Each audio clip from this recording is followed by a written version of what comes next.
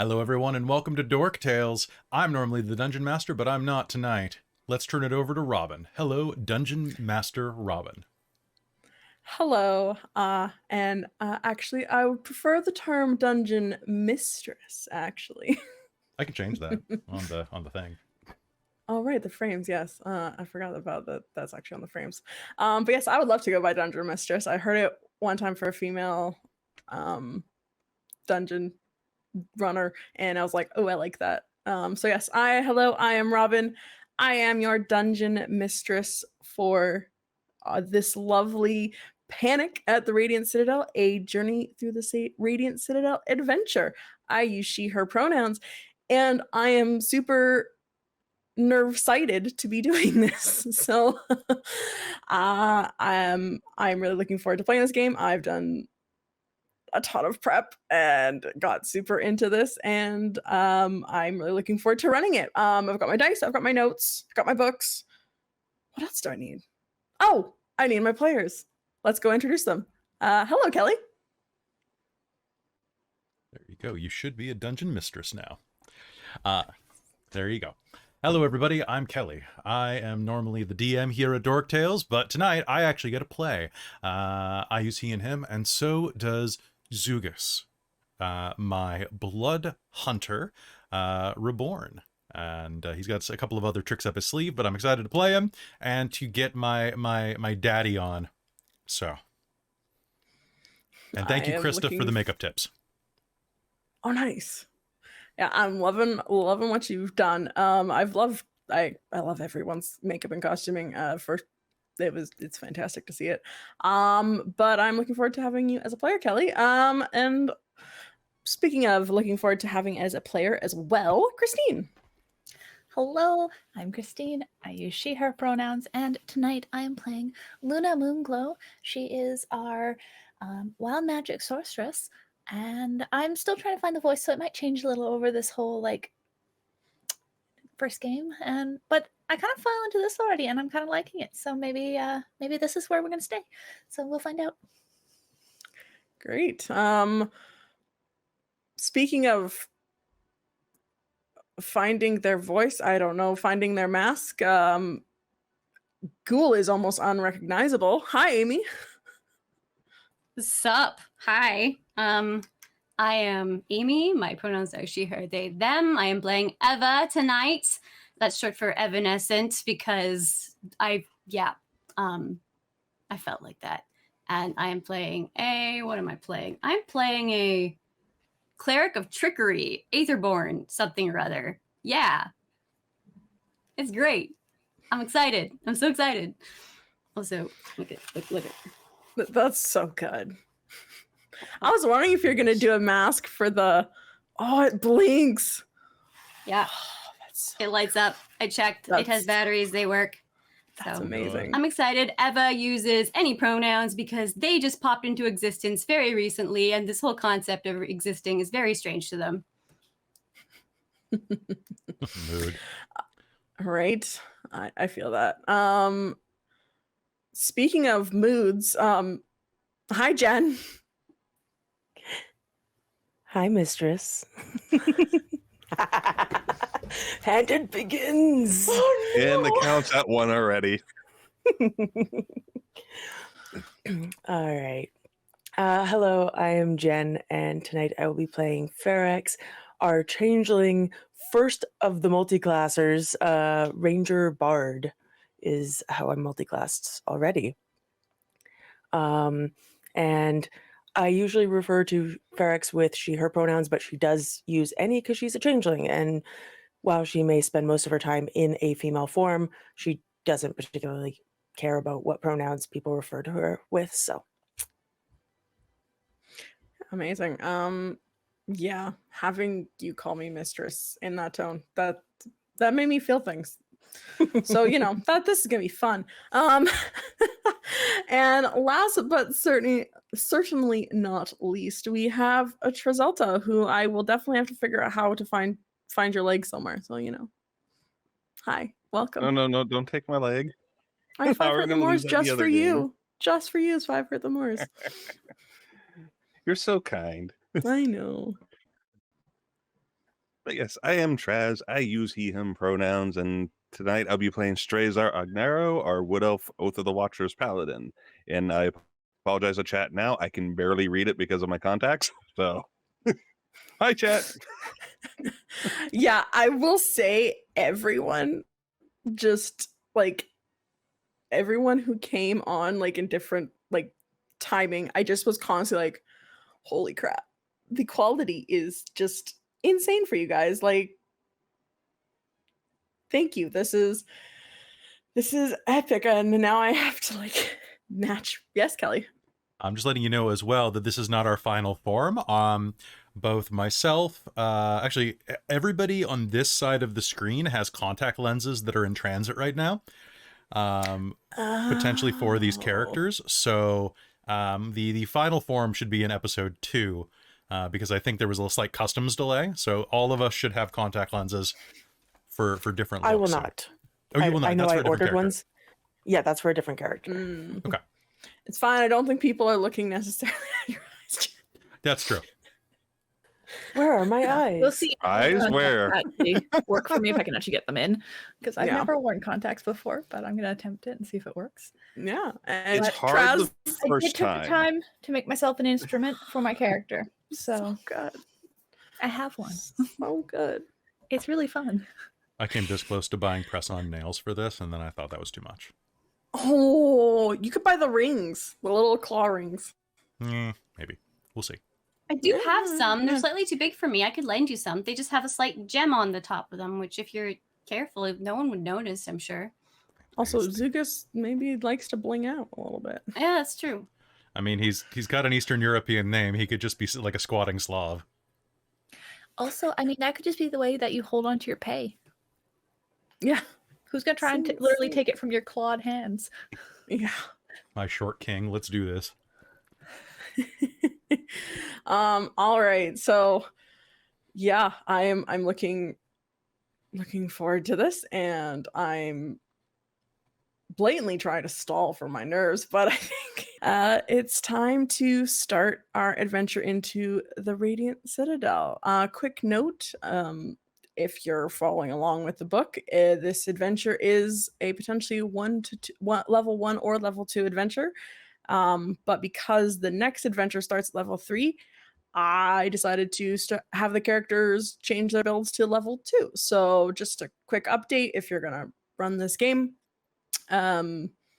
it's you may want to start them. You can have them level halfway through or not. It kind of just depends on how you feel, but I decided to make it really easy and just go, yeah, let's start at level 2. So without further ado, let's get going. Kelly, keep this background on for the first music cue, and then when I switch to the second, Okay. continue on that.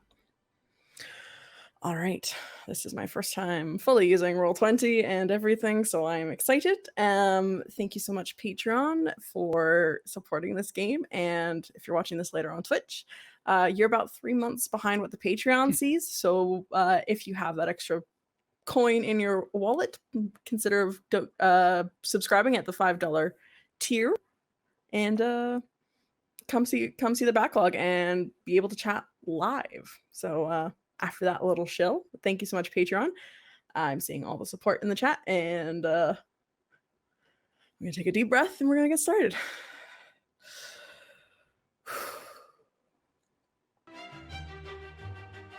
Against the unending mist and unseen terrors of the ethereal plane, the Radiant Citadel stands bright as a bastion of hope. It's a living relic to the ingenuity and collaboration of 27 great civilizations. Abandoned and lost for ages, the Citadel was resurrected from its slumber and reclaimed by descendants of those societies, though some people still remain undiscovered again. The city serves as a nexus of diplomacy and trade, a repository of histories and secrets, and thriving sanctuary for those seeking safety of a better life. The Radiant Citadel is a miracle of architecture, floating city carved out of a single massive fossil that snakes around a colossal gemstone shard known as the Auroral Diamond. The luminescence of the Auroral Diamond is mirrored in the constellation of 15, nay, 16. We can't forget Elos in there. structure-sized gemstones, the Concord jewels, which orbits and provide transportation of far-flung homes of the Citadel's founding civilizations. In the haze of the ethereal plane, the auroral diamond is a scintillating beacon, visible from leagues away. Heroes and paupers meet on equal footing in the Radiant Citadel. By common agreement, power and resources are equitably shared, dignity afforded to all, and great need is met with great aid. But that is not where our story begins. There is smoke in the air. It's almost drowning out your lungs and eyes, Dziugas. You can smell the smell of clothes, hair, buildings, people burning in the distance. Dziugas, your lungs are filled with smoke. The smell of burning buildings and the screams of people are echoing in the distance. But to you, this feels like a memory? A dream? You can't quite tell. All you feel is just burning around you. You can hear shouts of people.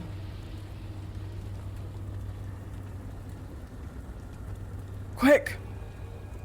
I think that was the last of them. I think we have everyone. You hear a soldier? Someone? Do you know them? Maybe it sounds familiar to you? You try to move, you try to get up, you try, and you feel your body wanting to move. And yet, you're stuck. You hear and feel the fire closing in. And then, all of a sudden, you wake up.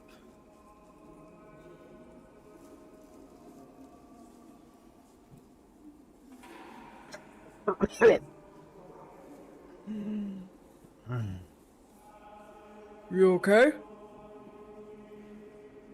You're flopping around.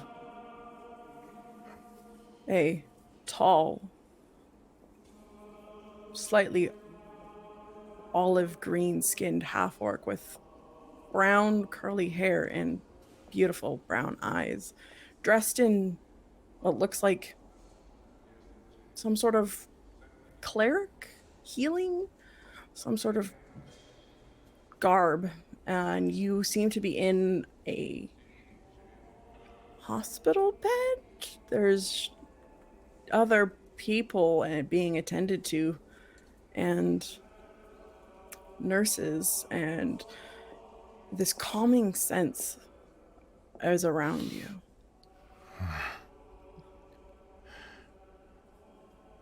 Where am I? You're in the Radiant Citadel. I'm Terwin Duststone. I'm healer. Do you not remember anything? Looks like you've been through quite a battle.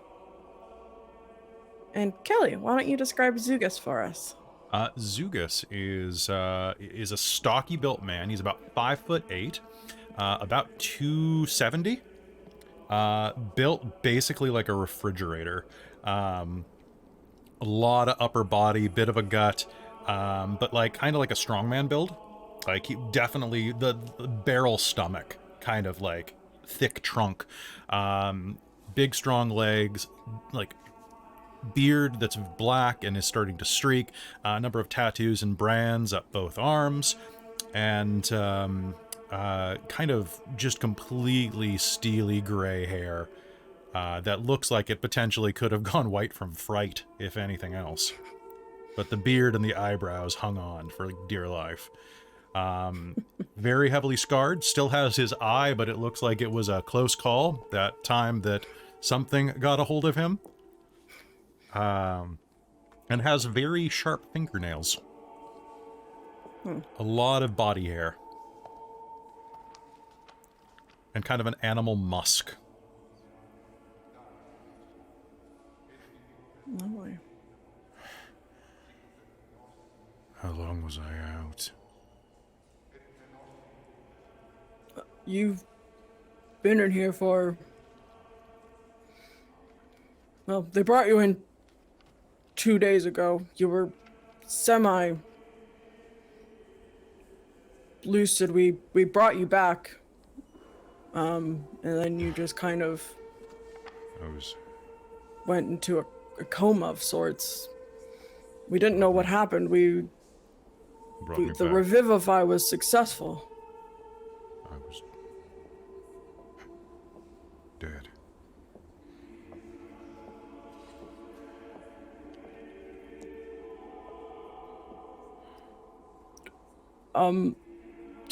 So this is the house of convalescence at the Radiant Citadel, a place of healing. Do you know me? You can take all the time you need, but we do have refugees coming in every so often, so Healer, if you are feeling... Yes. do you know me?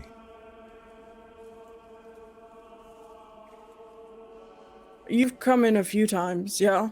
I recognize the hair. Not many. What's my name?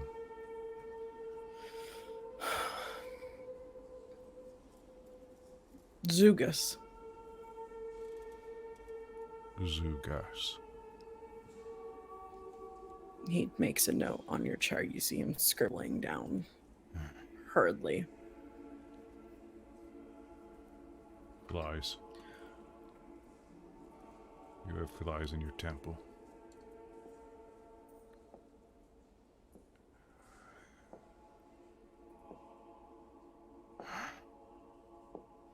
Give the bed to someone else. And he's gonna get up. We've sent for someone. If you wait a few minutes, you don't need the bed for an hour. You can have that hour. Get yourself accustomed. Someone I appear is to being... have rested long enough. I will wait for whoever you send, but I won't do it in bed. Okay.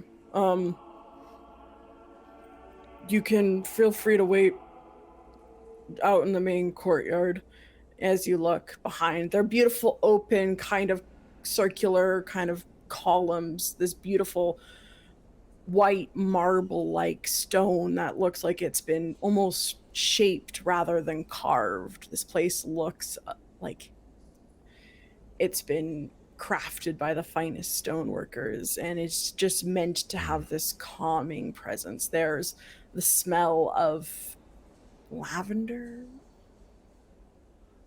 echinacea, Stinks. these lovely... It's meant to be calming and healing. Just go out there and feel free if you need anything. Water, wine. Yes. I need a drink. And you look like you need one too. You turn around and you will see this lovely female ASMR standing behind there. Did you have any specific image for I just thought Emily Voderel? Blunt. All right, Emily Blunt, the Emily Blunt ASMR. as an ASMR. Perfect. We're talking like day after tomorrow / live, die, repeat. Yeah. Which is the only Emily Blunt allowed. By law. So yes, you see lovely Emily Bluntamar. Turner, see this woman. Well, let's have a quick talk outside, Dziugas. There's much to discuss. I'm Vadarel. You know me. I'm your handler, captain. You report to me. You trust me. Oh, good. I'm glad to know who I trust. You have a birthmark on your right buttock that is in the shape of a... How did you describe it? I think it's like a... It almost looks like an island of Elos, of all places. Looks like the If country there of are there, Argent. you said there are like pools and like ponds out here. Yeah, yeah, He's gonna drop his pants and like look in the water's reflection. yep. Does he have a birthmark on his ass? Do you want him to? I mean, she just said I She did. might. Yeah, but she could be giving him shit. So it's up to your. I'm I think gonna it's your roll a character. d20. Yeah, he's got a birthmark Okay, cool. or a scar. It's probably a scar. Yeah, Scar on probably a his ass. scar. Yeah. You got lucky. Anybody could have guessed I had something on my ass. That's true. You also were knocked out for a couple days, so I could have been here, looking at you. But I'm not. I have important stuff to do. I work for the shield bearers of the Radiant Citadel, and you work for the Radiant Citadel.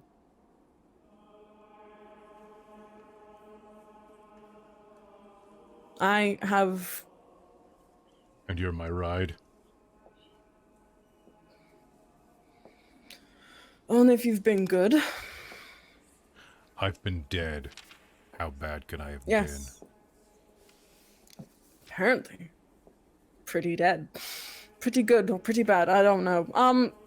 Here. How are you feeling? You feeling fine to walk? been? Yeah. Feeling fine. As you start walking around the House of Convalescence, she's going to start talking and repeating things that you may know. Would you like to make any sort of would you like to make a what would that be? An insight roll, I guess, maybe on her? That is going to be a 10 plus... It's at least an 11. Let me just see. Do I have insight? That's an 11. Okay. She seems pretty genuine, and she seems pretty trusting. It's kind of hard for someone that's doesn't remember her, but yeah, you might work for her. She seems to Probably. pass the Good vibe chance. check. Yeah, she seems to pass the vibe check. Now, Dziugas, I know you've just been awoken. Congrats on a life again. It's kind of the nice thing about you.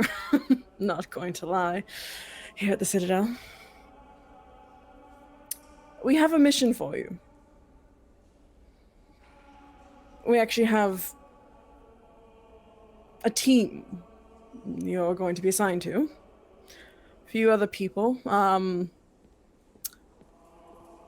know a fellow captain, Ravana Furflow. She's a wood elf, and she has a young recruit that we're thinking of putting together, and a few other tricksters and stuff. Cause, well, your last platoon didn't make it back. You were the only survivor, Dziugas. Apparently not. But I get your meaning. So, you're going to meet them later today, and then you're going to meet with, you won't, the name won't mean anything to you, but Ariat, he's the head of the shield bearers, he's my boss.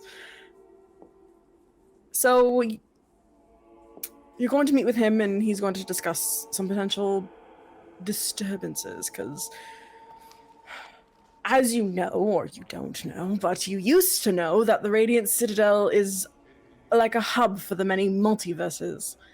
And while we're not supposed to directly interfere in issues of planets and places, we can sometimes lend aid. And your skills can be very handy with that, and some of the other members we've selected. So I'm going to need you to cooperate and go with the flow of sorts. How does that sound? And of course, you'll be paid handsomely. This is the last receipt for your mission. It is slightly cut because damages, but this is for you. And she'll hand you a little, like, writ? Is that what it's called? Basically saying if you go to the bank, you they owe you 25 gold. All right. Fine. I'll play nice. What? Wonderful. That's a good boy. And as we zoom away from the House of Convalescence, we are going to go almost across town. Actually, no, not across town. We're going to go a little bit more closer to the edge of the Radiant Citadel, to the Palace of Exile, where we see a training ground. Strazar, describe yourself for me. Yep. See, Strazar is a wood elf with light olive skin, about 4'10", well built, has chainmail armor, has a shield, a long sword. And around his neck, he carries a holy symbol that is a heart with a dagger piercing it. Very nice. So Strazar has been a member of the Shield Bearers. He's a recruit. And you are currently not quite training, but you're observing some of this year's new recruits with your friend, rival, Vero Wood. Oh god, I wrote my handwriting is terrible. Wood Fate. What kind of what voice? What do you picture for your? Oh, jeez.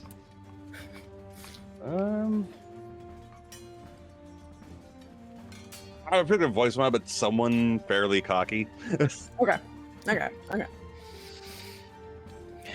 So you both are kind of almost above the training ground. I'm kind of imagining it like almost like a coliseum, kind of, and then on the top is like the wall where you are kind of watching the new recruits.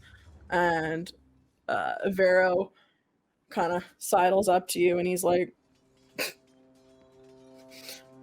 look at those guys. They barely can fit in their armor. They look like boys. They do, and look at their footsteps. Sloppy. I know. So lazy. Hey, down there. Yeah, you. Listen, if I wanted you to protect my grandma, I would have hired you as a wet nurse down in the House of Convalescence. You're a soldier. Little. No. Your grandma could take them. Let's be fair. Yeah, that's true. Man. Okay. Want to have a bet? I'm bored. All right. And you see those targets down there? Want to bet I can get more close to the target than you? All right, you're on. What are we betting?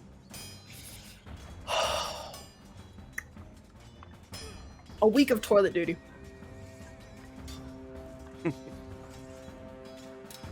We'll Hope you got your gloves ready then, because you're gonna be cleaning Oh. all week. Oh, sure. Come on, pretty boy. All right, let's give me an attack roll. Let's make a ranged attack at the two targets. They're going to have partial cover because there's a couple people in the way. So we're gonna have a little roll-off competition here. And I'm gonna use a hurt them more to give me advantage. Do it. Do it. I rolled a Dork I don't think tails. you needed it. I rolled a Dork tails. Oh yeah, I only rolled a 13. Okay, so how it's going to go is you, Strazar steps up, aims his bow, and when he fires it, there's a kid that almost runs across the archery, so you kind of hesitate for a brief second, and because of that, the arrow just hits the target, but it's like on the very outside rim. And then when Vero does it, just a straight bullseye. He's like, "Oh, tough luck there." And I hear we're having chili tonight. Oh, how convenient the kid walked by. Yeah. Sucks, but a bet's a bet, right? Right? Oh, yes. That's Unless a you want bet. to go double for nothing. 2 weeks. Yeah, 2 weeks. Fine. But I'm gonna use something else. So he's gonna pull out his hand axe he keeps behind him. Ooh. All right. Those Give it. aren't my thing. Mm. Oh shit. That is another 13. Okay. Well, what happens is you take your hand axe out and you lob it at the target. Handle over head, and it hits. It grazes the target. It hits it. It lands. It bounces out though. But it looks like it was actually closer to the target. It looked about the second ring in, so it was closer. And Vero rolled a 2. So you're gonna see Vero pull back his bow, and as he's pulling it back, he looks at you and does that cocky thing of like, I'm not even gonna look. And when he releases it, it goes flying totally past the target and goes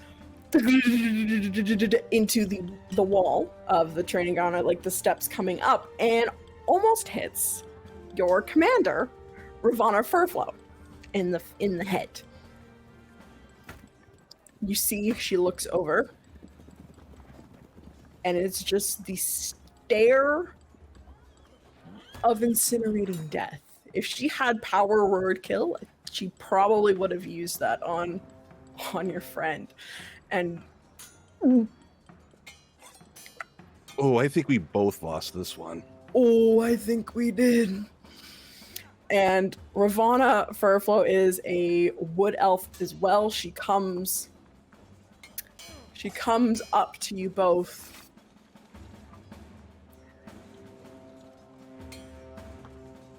I'm not even going to...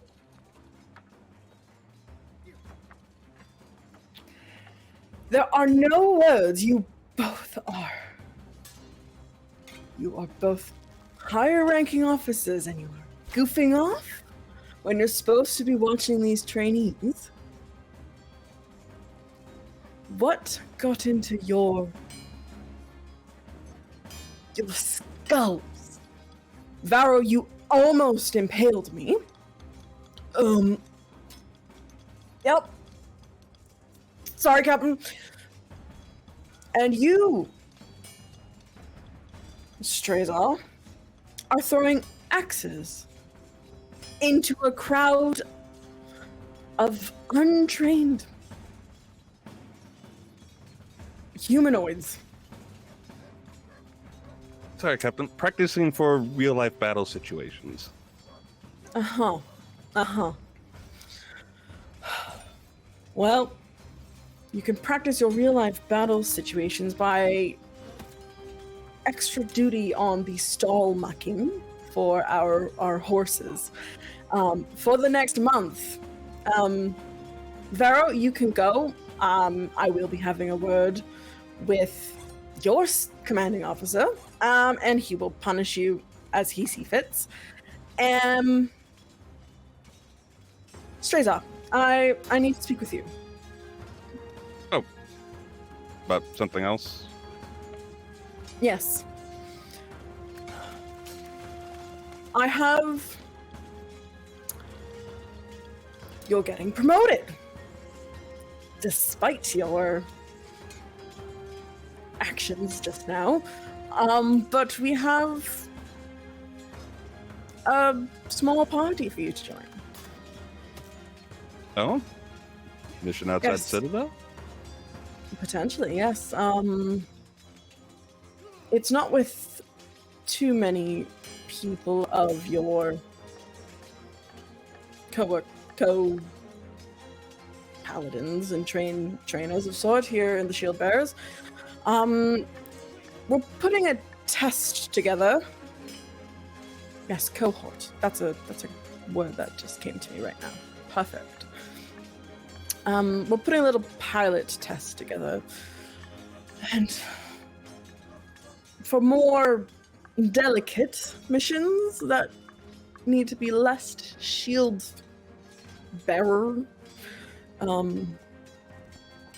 influence, we have a couple other folks for you. One is, he works for us, he's contract. I don't know if you've heard of Dziugas. He's a little bit of infamous around here. Only by name. I haven't heard much about him, though. He's an interesting character. I'm sure you two will have a fun time together. As well, I do believe you've had a few run-ins with a Fairx as well. She's joining. Wait. This is a delicate matter, and you're sending Fairx with me? Yes, she's very adept at what she does, and she's quite good in things like espionage, and you'll find that she can have your back as well. So give her a chance. We're trying something new for between the Court of Whispers and the Shield Bearers. If she accepts, of course, but never mind that. We're going the plan as it is. And we also have one more person to join your party. You probably haven't heard of them as much, but again, a bit of a rehabilitation thing going on. They cause quite a bit of chaos and trickery, but in some places that could do you well for distractions. I think that they would suit this cohort as well. So that is that. You're going to meet with them later in Ariat, the leader of the Shield Bearers, so kind of a big deal. Again, my boss, please don't fuck it up for me. I'm putting you forward as a name, so do the Shield Bearer as well. But he wants to make this different. It was his idea, and I suggested you because I thought you were capable. You didn't shoot an arrow at my head, so bonus points on that. Well, But thank need you to for your meet- consideration. Of course. Don't make me look bad or it's coming back to you. You'll need to meet near the Preserve of the Ancestors right at the center of the Auroral Diamond this afternoon. So don't be late, and good luck. Thank you, Captain. I'm gonna go grab my axe and get ready.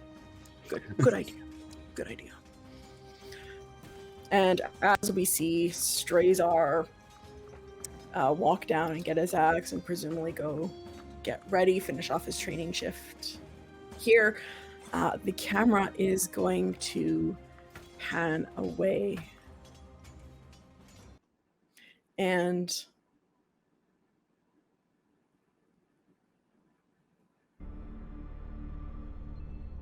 we cut to nothing. To darkness. Space. Maybe? The void? Astral scene? I don't know. There's nothing. Just emptiness. And then there's not. Eva. Describe yourself as you literally pop into existence. So Eva is a 5'1" humanoid figure with it looks like they're made of stone almost, with like cracks like all over them, like it's like on their arms, like their face is the most visible, with like a bit of a glow that seeps through. And initially they just look like they don't have any major defining features, but then they will like hair will start to like appear, and they'll start to get more like defined facial features, and they'll have, and eyes will sort of take definition, and yeah, they have these like reddish pink eyes and purple hair, and yeah. So you suddenly get born, wished into existence. You're in the vastness of space, and you just don't know if you're hearing this in your mind or if it's a feeling, but you suddenly hear and feel, go, my child, go and spread chaos and mischief. Go be the cosmic being. Go.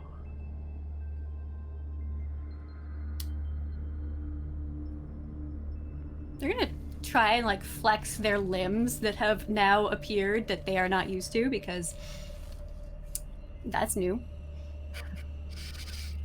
Yeah, you flex your limbs. You see you have 2 legs. You know the word for legs. That's 2 convenient. arms. Yeah, I know. Hmm. And all of a sudden, we are going to just cut to a tavern. It's been a few weeks, months, but time is kind of weird for you anyway. And we're in a tavern, and we look up and you see your friend, Karina, a lovely Loxodon. And you were kind of just staring off maybe into your ale or something, and she's like, hello, Earth to Eva. Oh, Hello. hello. Hi.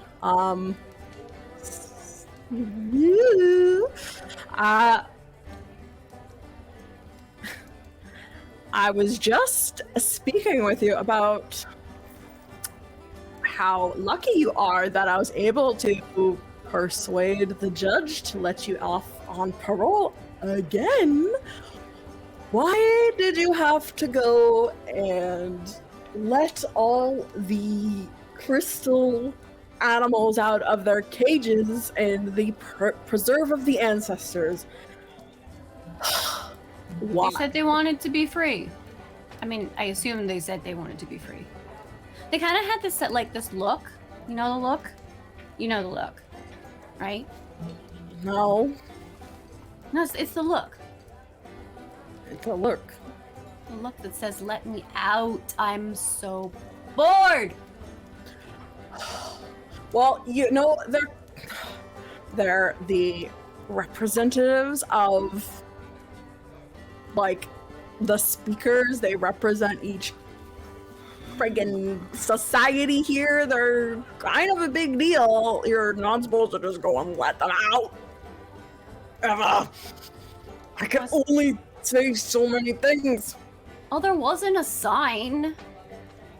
There was probably totally a sign. There was probably totally a sign. Please don't let out the animals. Look, Please. there's a lot of stuff here that you can do once. At least once. You're gonna do it once. Yeah. Listen,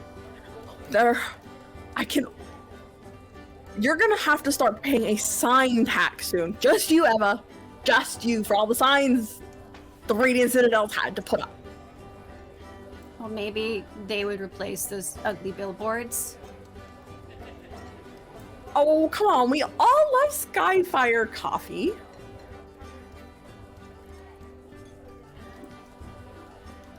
And Yeah, but- Edagon's edible underwear, it's the best.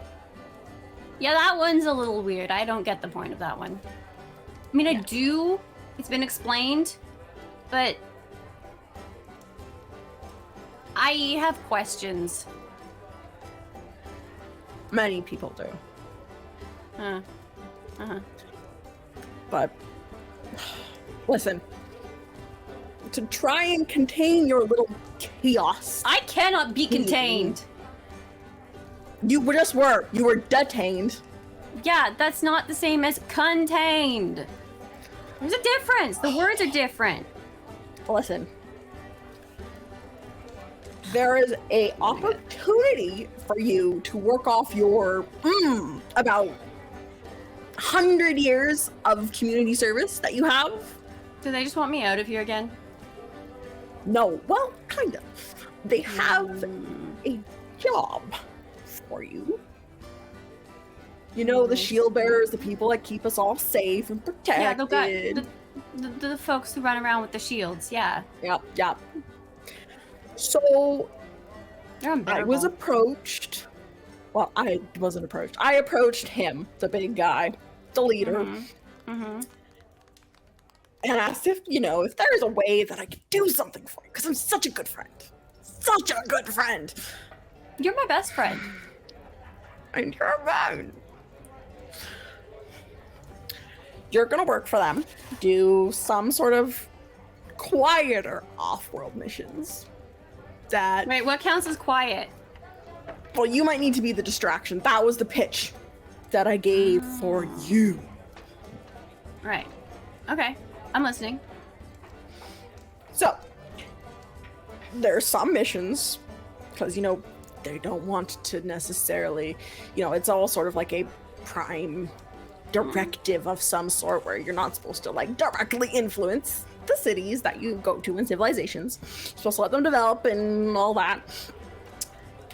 So you and a team of 3 others are going to Do you have a almost name? be no. Do you have a cool name? Cool group name? No, you can make a code name. Like the Radiance. No, that's The one I know stealthy is squad. The radiant sneakers. The Radiant Sneakers.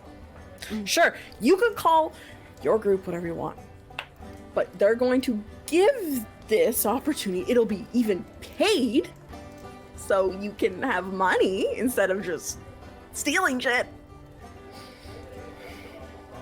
I like money. Yeah. So you can work with them, get to cause chaos, and I don't have to keep bailing you out and find reasons to let you out.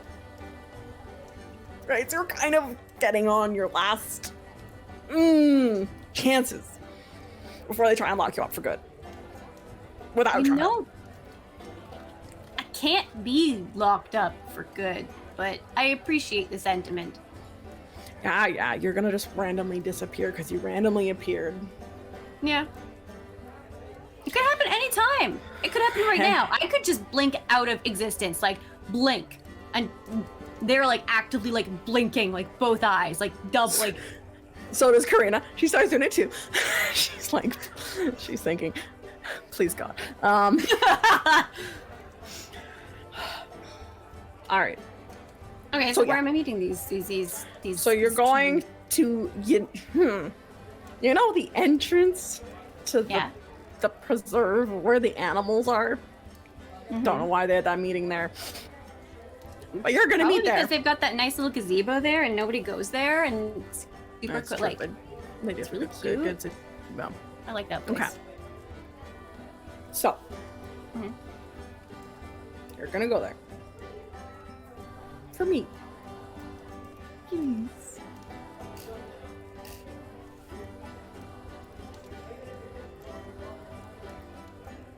Yeah. Okay. Okay. When? Wonderful. All right. Let's keep drinking. You can go a little tipsy. It's fine. It's fine. Yeah, maybe you should cut back. I hear that for a lot of humanoids, if you drink that much, it's not good for your health. I'm an elephant person. Yeah. I got a big trunk. Huh? You do pack it away, like. She, as she does that, her trunk goes into her beer and she starts. Does that not give you sinus problems? No, it clears them right up.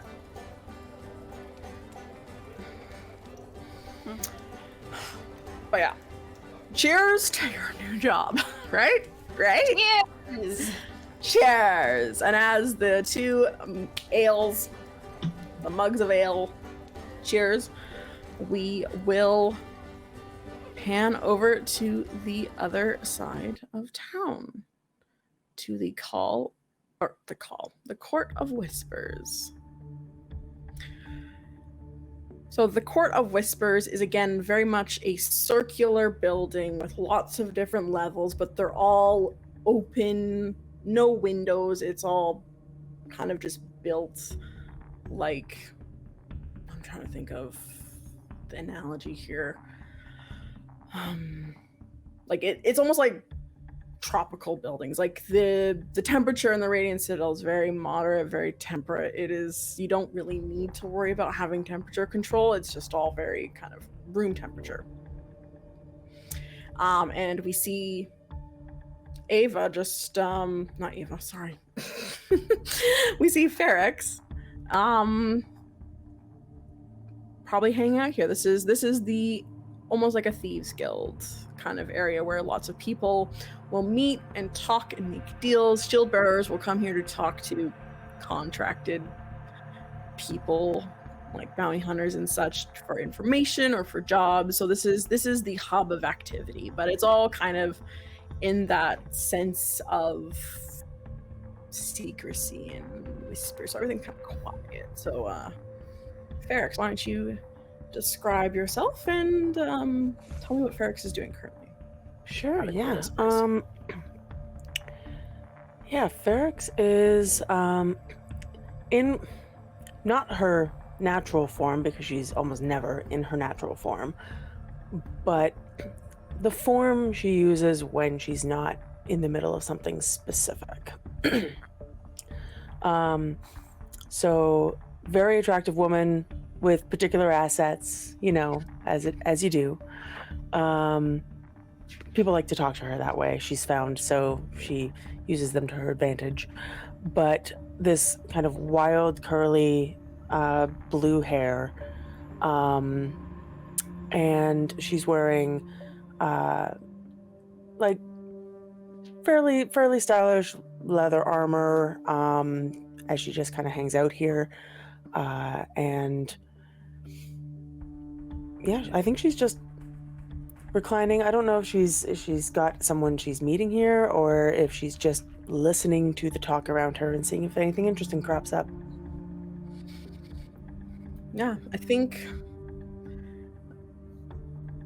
you've heard a rumor of something's going on with the shield bearers, and so I think everyone's kind of, all the bounty hunters and, you know, mercenaries for hire are kind of all just milling around here to see what's going on, including your fellow bounty hunter friend Scotch upon it. What do you picture Scotch as? Oh man,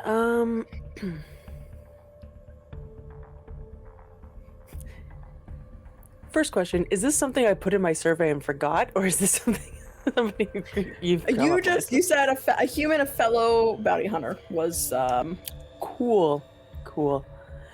Because I've totally forgotten what I wrote in the survey, and I meant to review that and forgot. That's okay. It happens. It's fine. He's a human bounty hunter, so if you want to give me like a brief description of what you imagine Probably, him. yeah, human. probably.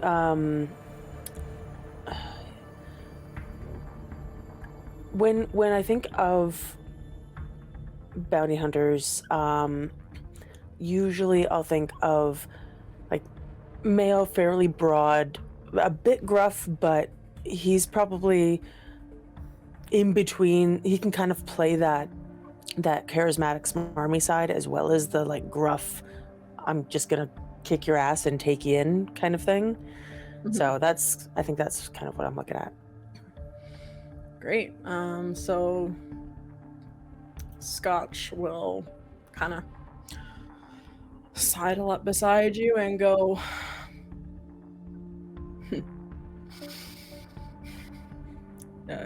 you also heard rumors?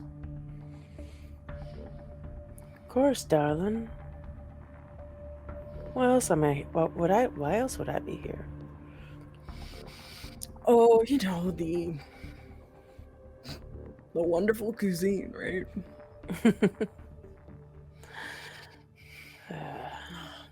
Had any good hunts lately?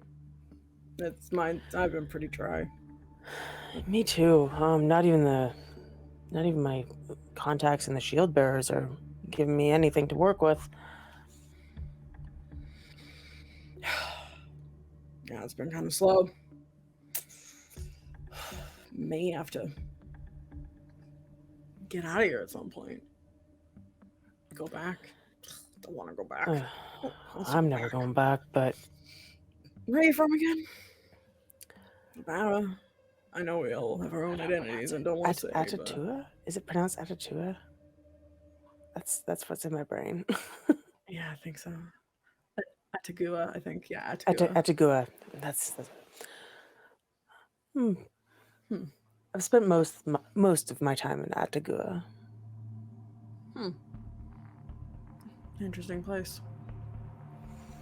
It is, but better work here. Yeah, that's I've been true. picking up a little extra in the taverns, though, you know. Playing that fiddle. Hey, diddle. Man. What do you think? Like, I've heard rumors that they're wanting to do a bigger contract out here. I've heard that they're planning on getting rid of the shield bearers altogether. I don't think that one's the right one. But That one seems a little bit like wishful thinking from the underground, you know? yeah. If give they us get a rid of lot the shield more to bearers, do. they're going to replace them with something Mhm. different. Listen. Whatever happens, if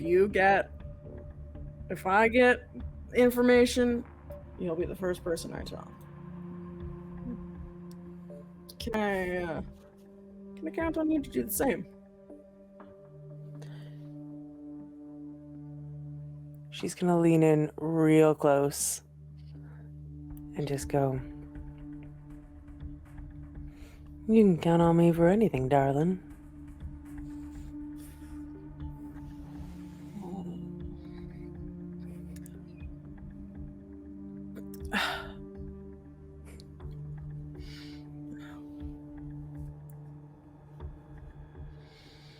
It's always nice to have comfort. I'm very comforting. Maybe you can comfort me tonight? Maybe, if I don't get a better offer. Hurtful.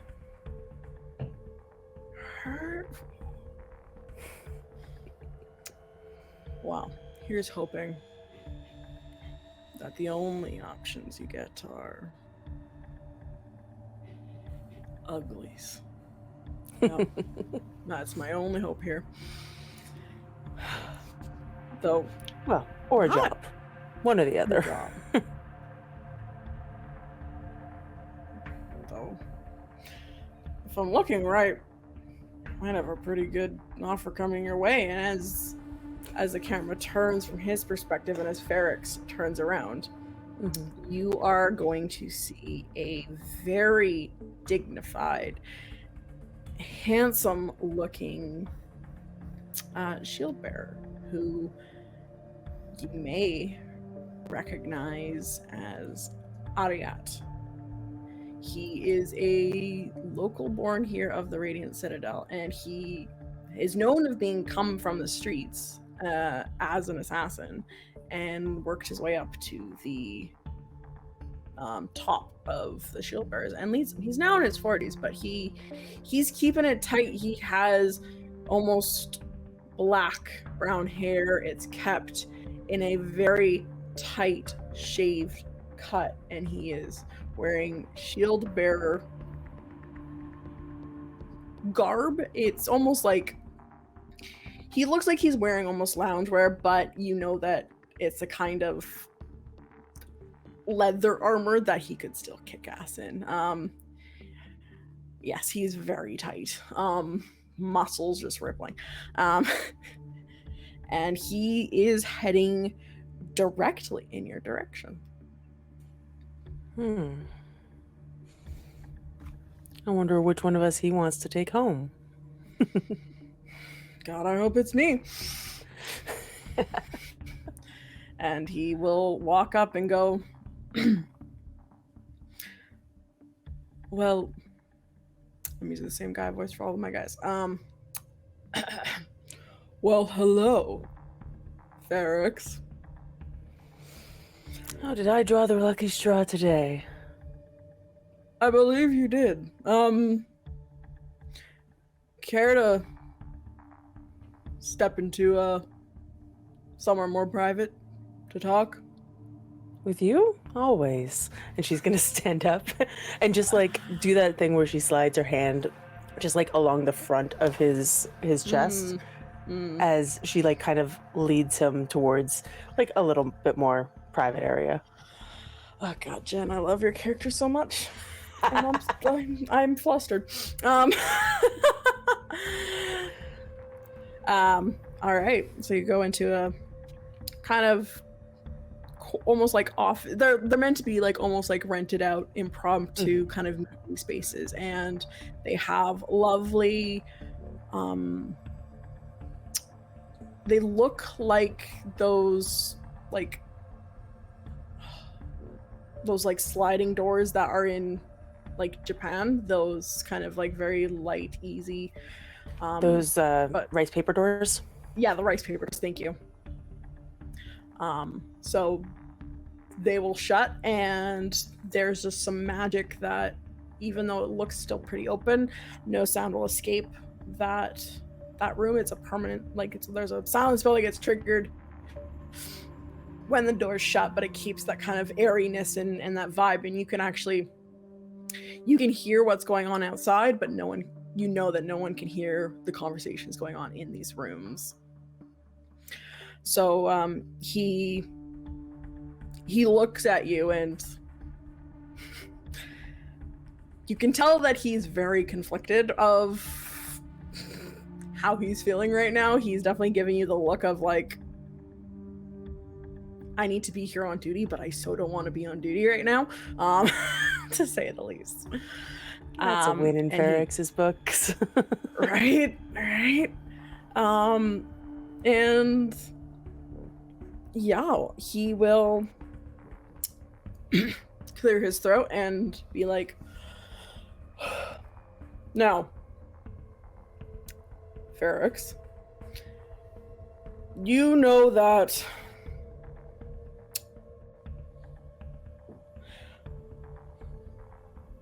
I don't necessarily like how the shield bearers are being operated. They kind of... I used to be like you, and used to be like me. Well, only in actions. Oh, I wish. Boy, teenage me would have loved that.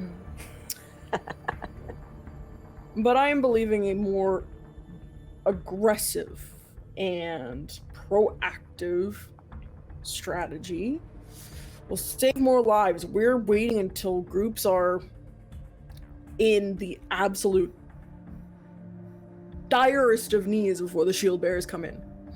So I have talked with the speaker, and I got permission to run a little test. And so I am putting together a little group, and I want you to be in on it because you are the best bounty hunter currently active by far. I followed your progress. I've gotten people to contract you through other means that you wouldn't know it was me, and all of them have been raving reviews. So I want you to come work for this branch of the shield bearers. It's meant to be more in there, fast, solve a problem, don't cause a huge mess, and get back out and hopefully save a lot of people. But I need you to help that out. There's another shield bearer because they wanted a shield bearer as well, and another kind of half shield bearer, but and then one final person who may be good at distractions. Anyways, I want you on the team, and name your price. Well, that's an intriguing offer. I am a fan of aggressive action. And I love being needed. Oh, make a persuasion. Make just a base charisma check with advantage right now. Woohoo! Da-da-da.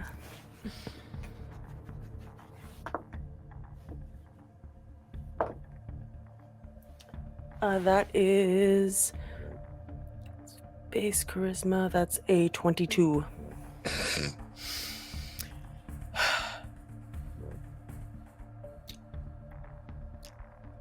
You're gonna see him he's gonna blush. you're gonna see this crimson start to accent his lovely, lightly olive skin, and you're just going to see just the slightest blush from him. And Fairx will name a price that makes sense, which Yeah. I have no idea. Like, it's not extravagant because she is kind of looking for a bit of excitement now, so this is Mhm. great. Yeah. But it is probably above what a normal job would be. And then she's gonna add, and a drink when you're off duty.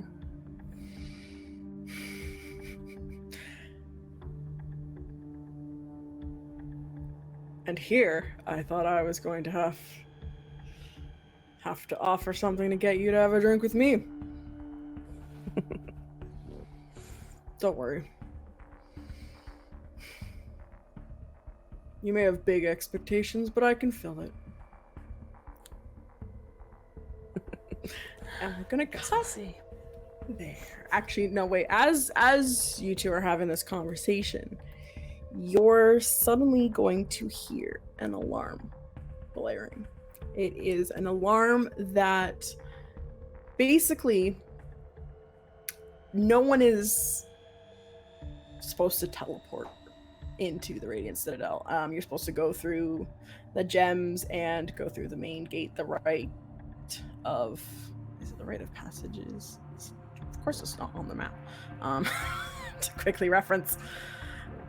Oh yeah, it's a passage of respite. So everyone's supposed to go in there, and that's how it went. When someone gets into the Radiant Citadel by other means, it'll set off an alarm. And so as we're pulling away from that camera, you're going to hear womp, womp, womp, and all of the rest of you will start to hear that alarm as well. And Ariat will look and say, duty calls, and then we'll cut. And we actually will cut into the Feywild. Christine, thank you for waiting so patiently. Hello.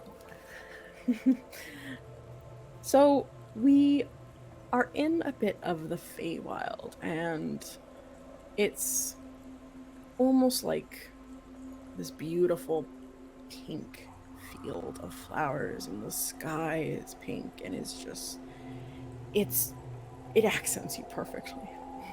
I just stand out like a gem. Exactly. And we see Luna there. And would you like to describe Luna for the audience? Sure. Let me just go find my details. So yeah, Luna is she's only about 5'5", like 100-ish pounds, so fairly small. Overall, she's tiny, fairly tiny.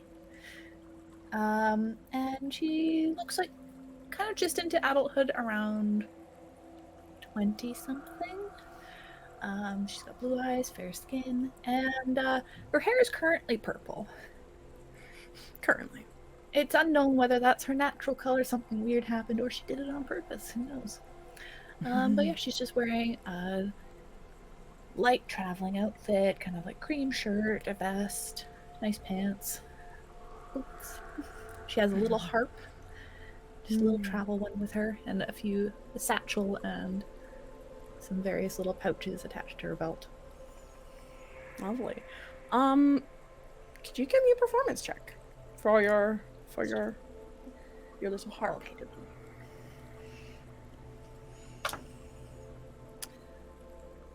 That is a 23. Okay. So you're plucking this lovely harp. This gorgeous tune is just wafting. It's just kind of through. meandering. Maybe it doesn't even just blends into one thing to the next. Mm-hmm. And what you will see, because you you are not alone, and you see this lovely fae being before you. Very regal looking. Just they change form sometimes. Sometimes they look like a very beautiful satyr. Other times they look almost dryadish. But right now they're kind of just very simple, beautiful, long, dark blue hair, and this gorgeous silky dress that they're wearing. And you kind of see them, and they turn to you, and they're like, "Well, that is quite a lovely tune you've got going." Well, thank you. I've been watching you on your little adventure here in the Feywild, and I was wondering if you could do something for me. Well, maybe. I don't know. What were you thinking? Someone owes me something. And I need you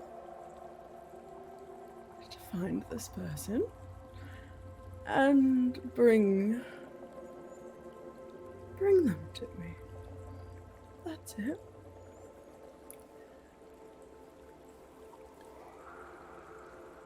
Well, who are you looking for? Oh, they go by many names. I think the most recent one they're going by is, Fairx.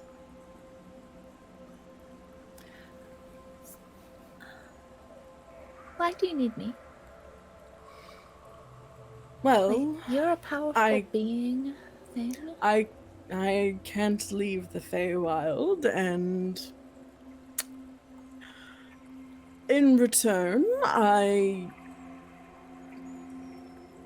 you would have a favor owed to you by a powerful fae. You can cash it in at any time, and it can be whatever you want. I just need them. Is there a timeline? No. I'm ageless. No timeline. I just want them.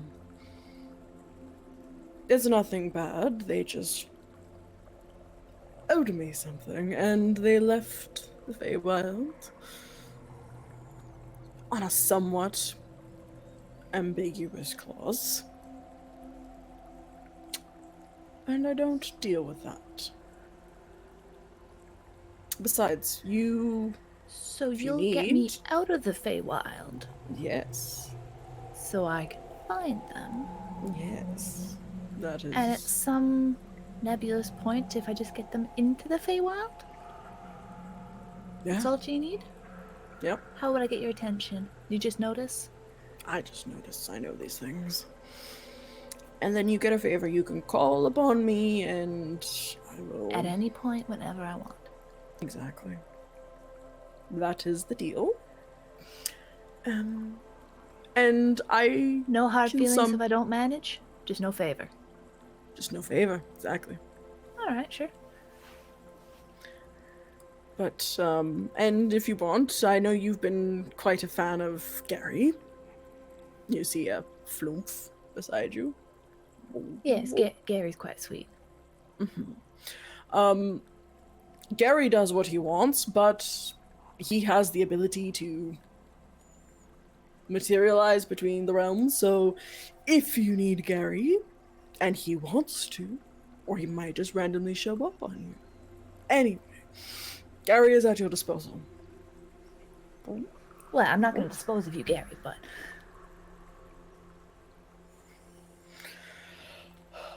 But yes. well, I suppose wherever I could be, Gary can always visit me. Exactly. Exactly. So I won't No. owe you anything for getting me out of the Feywild, though. No, because I need you to be out of the Feywild to go get Fairx. So, no, Alright. you don't owe me anything. Everyone's getting much more used to Fae. It's quite annoying. Yes, anyway. Do I have a deal? And she'll hold out a lovely manicured hand. I think, being a little chaotic, Luna will, instead of shaking the hand, she'll Yeah. grasp it and kiss the back of it. Just a little, very soft touch in the back. We have a deal. Perfect. This may be a little bit disorienting, and all of a sudden you feel magical energy. She's gonna grab her bags and swirl. her harp and You quickly grab your bags and harp, and suddenly bye, Gary. find.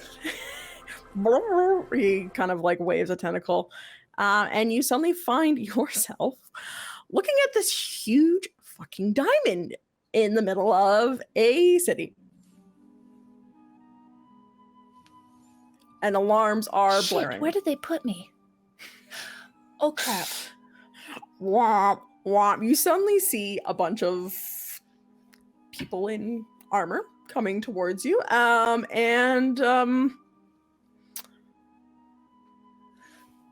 You will find the.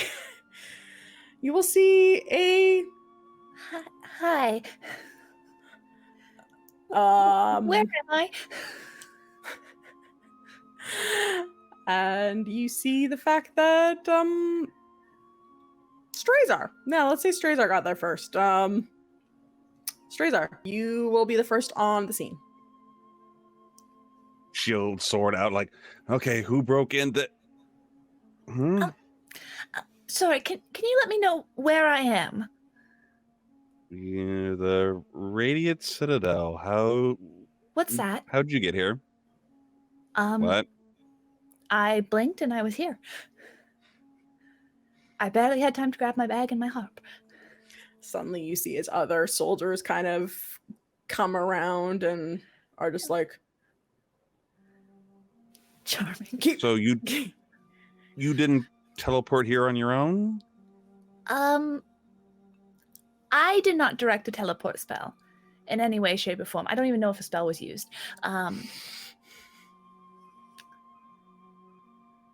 And you don't know where you're at? No.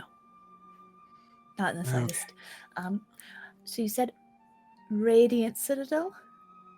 Correct. Well, where's that? What plane am I on? Oh dear. as you're saying that, we'll see, just because this is a lovely sitcom, you'll see coming from different directions, Dziugas, Eva, and Fairx and Ariat. All suddenly convalesce, because it was about the time you're supposed to be meeting Ariat there anyway. Quick So question. she's got like a just bag hanging off because- one shoulder, harp in the other hand, Yeah. just kind of going, Nice. can you put Yeah, the Jen? sword down? So one of my favorite enemies is Fae. I am Can I not like Fae. sense? No, I know, but can I sense like 100% human. any sort of Fae magic that has happened in this area, or am I too far like past that? I'm gonna roll a luck check for you. Cool. All right, I rolled a 14. Yeah, you get just the tiniest whiff of Fae. It's like one and gone. It's just like you get there and you're like, Yeah. huh? And then it's gone. And definitely like not coming from her, but just kind of in the area. No, it's kind of like this. It's like the almost like the smell of like when you light a match, like or when you like snuff out a match. It's kind of that Yeah, smell. But cool. what would Faye smell like? It wouldn't smell like sulfur or match. It would smell Probably like lavender, probably ozone. yeah, probably a Lavender, little bit of ozone. Yeah, so you kind of Mint. get that very brief whiff, and it dissipates almost immediately. But you do catch that. Custard. Yeah. Fish fingers. Well, yeah, we'll approach with Fairx.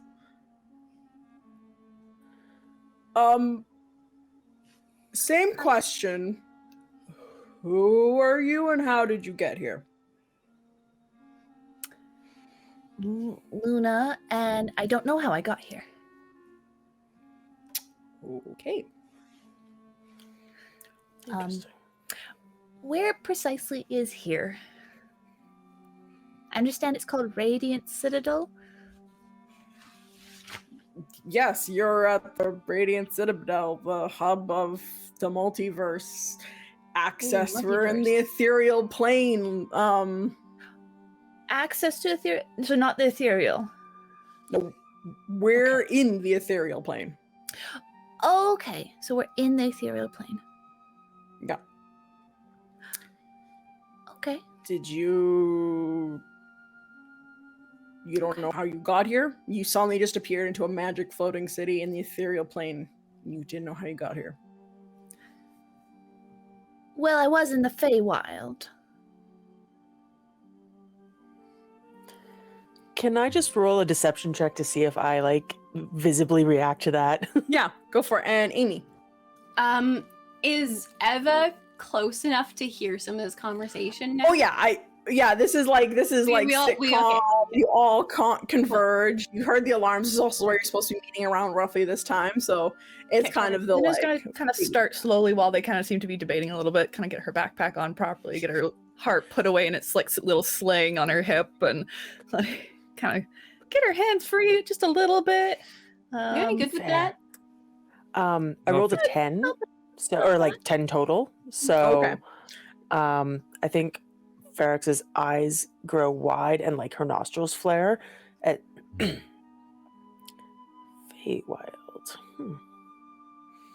That explains some things. Does If you came from the Fae, that would explain the oddness of how you just appeared here. Oh, well, It's not I that suppose that's strange. good. I don't really know how I got into the Feywild either, but it's been a little while. Also common with the Fae. So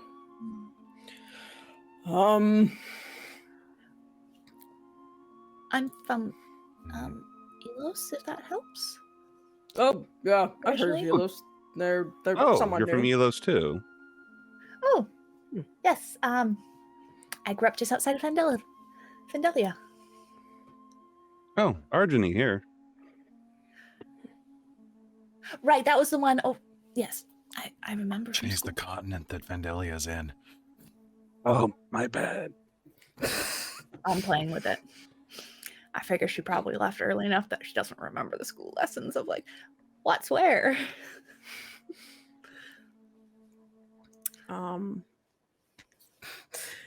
So yeah. Wait, hold on a second. Strazar, Dziugas, Fairx, Eva. Yeah, you came, Eva. Good.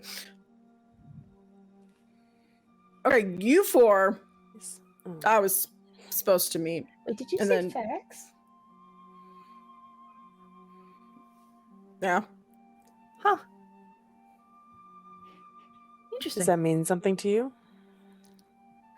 I just heard the name recently, so that was a bit surprising, but nice to meet you. Interesting. Oh. Nice to meet you as well. We should talk more. Well, sure. She's incredibly Um, charming. Yep. Yup. We're just like having a charm off. Yeah, right.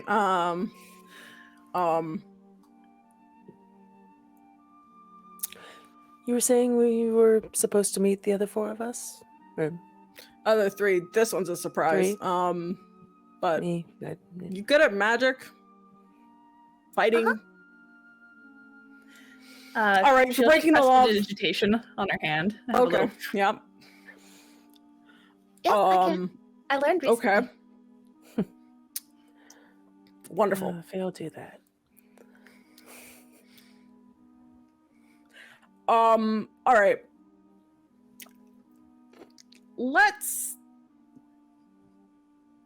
All right, ease up, soldiers. Ease up, and he will. All the other soldiers will.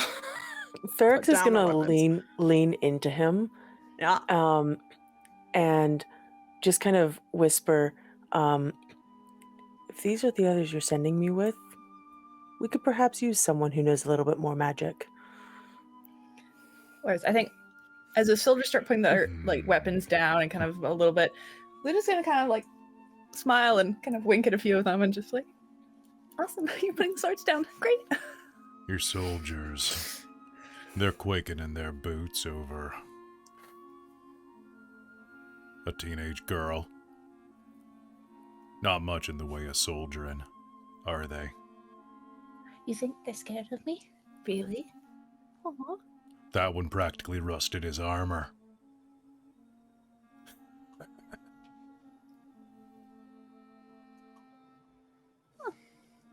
That's nice. I don't think I've ever had anything scared of me before.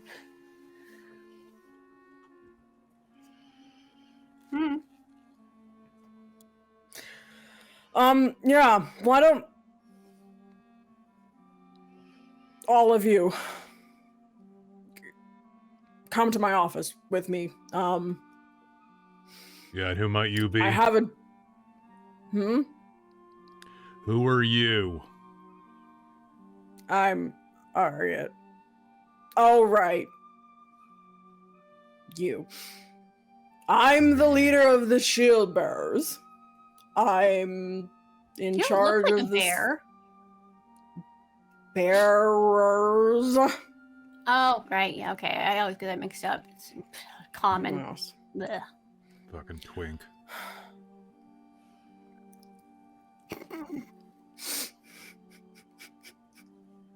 What have you got against that? What? He ain't no bear, if I've ever seen one. No, you haven't seen him in the right circumstances.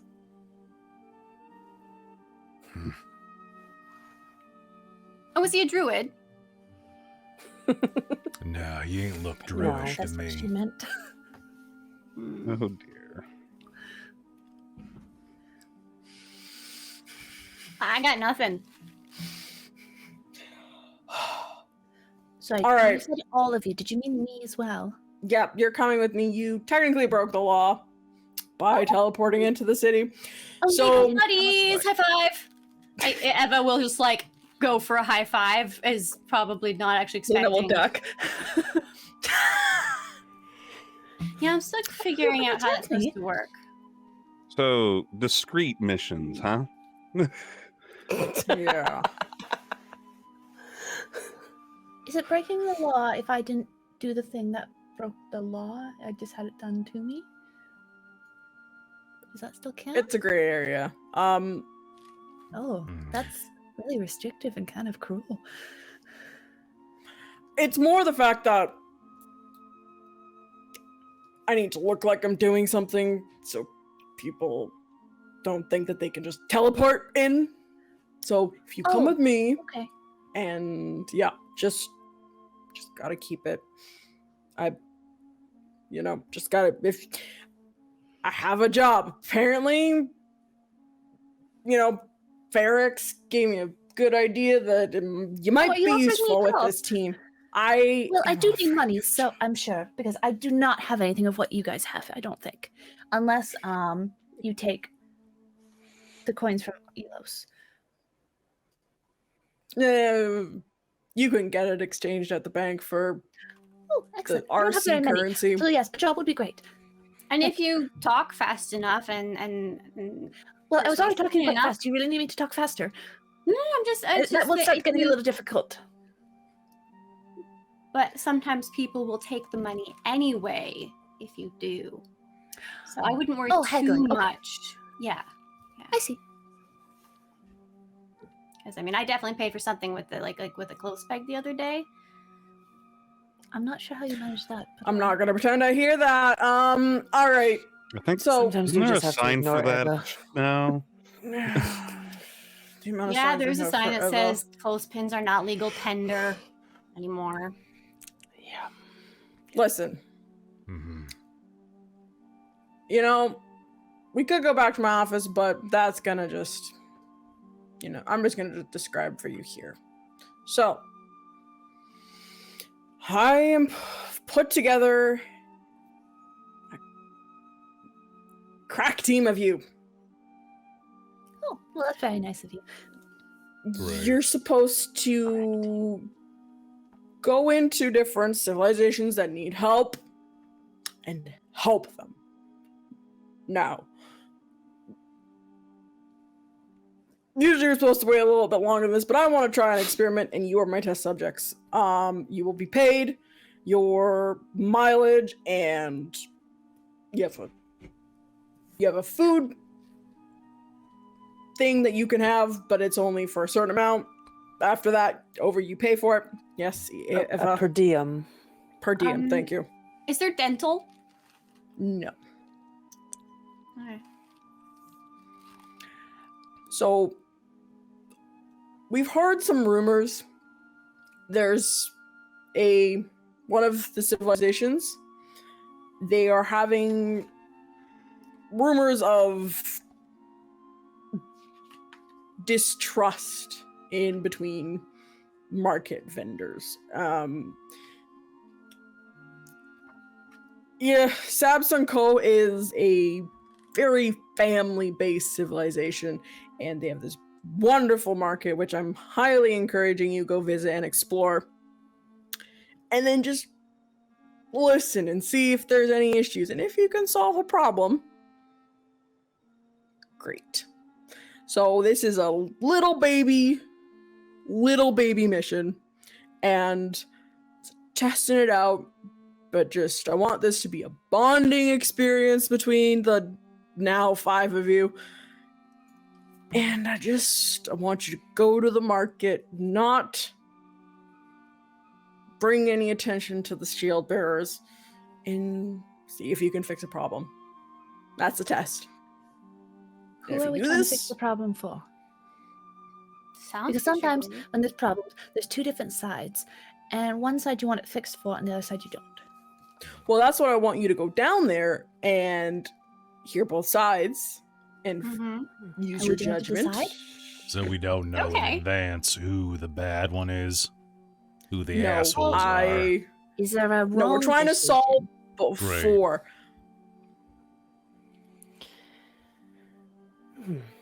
I don't So know we're much figuring about out you guys. Interrogations in order. Is there Nicely. a side generally that you prefer, like overarchingly? It's generally we're trying to preserve peace. So if you can, So support the ones Bring- who are trying to trot down the others so that we have peace. Okay. And try and keep the war crimes to a minimum, I think. Also, don't Please. support dictators.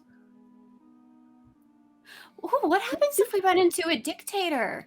They do tend Please. to How is that like, supposed to force a meddle? peace for a while. We're not supposed to disturb the order of where we're going, Okay, so Thank leave you. the dictators in power and support their platform. Okay. if that's I what the don't know if I world feel about has. that. Yes. that is when we send the actual shield bearers for. You guys are the mild disturbances. Oh, we're Oh, certainly a we disturbance. can be disturbing. Okay. I I wouldn't haven't say been there's described as anything mild in a mild long here. time. Yeah. I I'm like kinda Fairx on is the going to same go over plane. to Strazar and just kind of put an elbow on his shoulder and be like, "You up for a bonding experience, Straz?" Yeah, I can use a distraction because this is going to be very stressful. He's gonna put us- Well, I'm good at distractions. Luna's gonna look over at Strazar and You look like you're part of them already. So that means you can explain it, right? This to is a the point, first I'm time hearing still of you relatively people. new. So I really don't know what you do.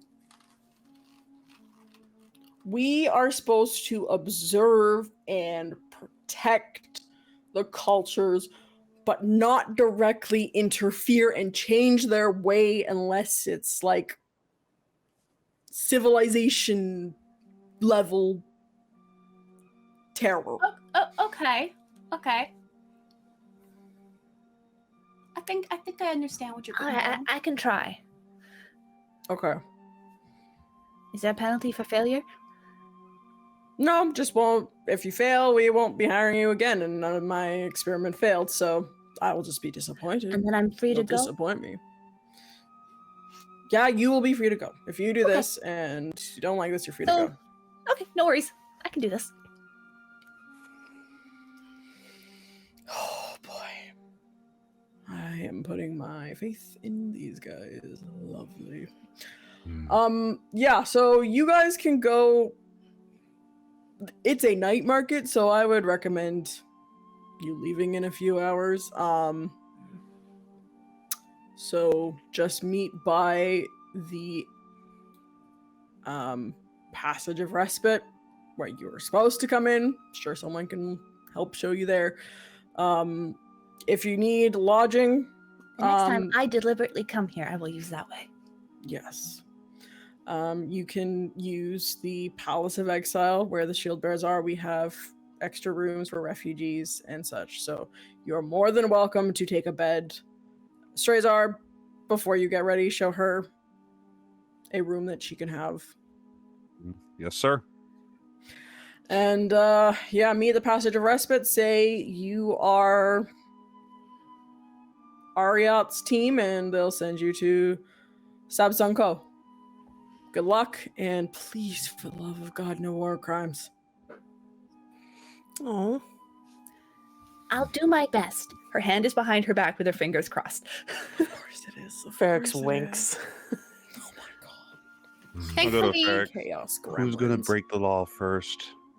thankfully, my god is not a war You, god, obviously. so they do not advocate war crimes. Is there going to be other laws that we have to watch out for there? Oh, probably. There's Probably always local I hope ones. somebody knows what they are. Is there a pamphlet? some Do we have have the fun. pamphlets? Like a field guide to the multiverse? No, I should make that though. Like with the fauna and flora that's edible and not edible, and what's actually, because I heard there was this one place where they thought they were just animals, but it turned out that was actually the like dominant population, and things got real sticky real fast.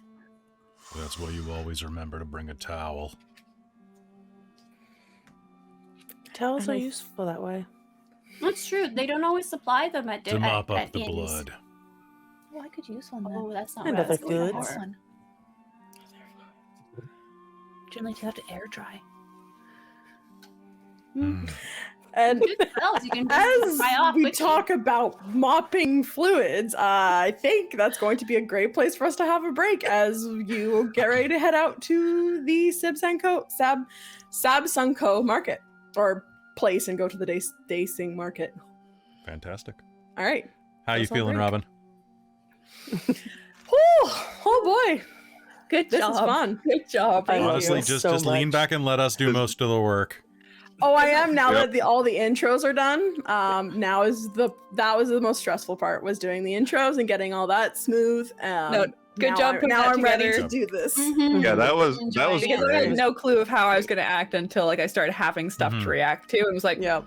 Right? all right, Chaos Goblin, it is. God Right. damn it. Just team chaos. Team chaos. I mean, what are our alignments? True neutral. Chaotic neutral. I just Yeah, said mine's neutral. I chaotic think Good, I I- think. you're chaotic. Like, overall, I'm a good person. I'm just a little bit chaotic.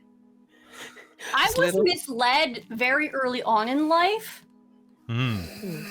It's true. By your Yes, creator. Yes. Or Yep. whatever.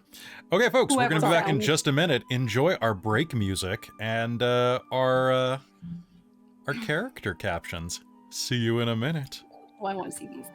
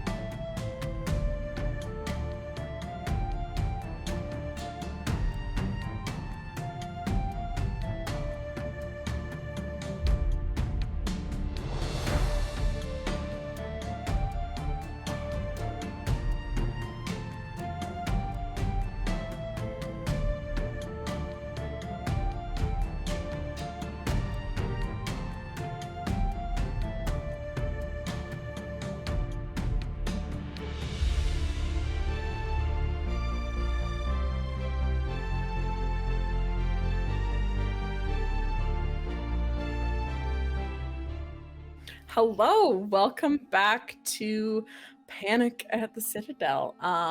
Let's have a quick talk to the chat for like 5-10 minutes and then get back into game. Just an update on for you stream, just kind of depending on how tonight's going and how the players interact with the market. This may be a one part, maybe a two part. I'll see how timing is going and see where there's a nice natural place to stop. If it's gonna look like it's gonna go long, because I don't want to rush the players. The actual setting for the Salted Legacy in Samsung Co is really cool, and the market, there's a ton of effort that's put into this.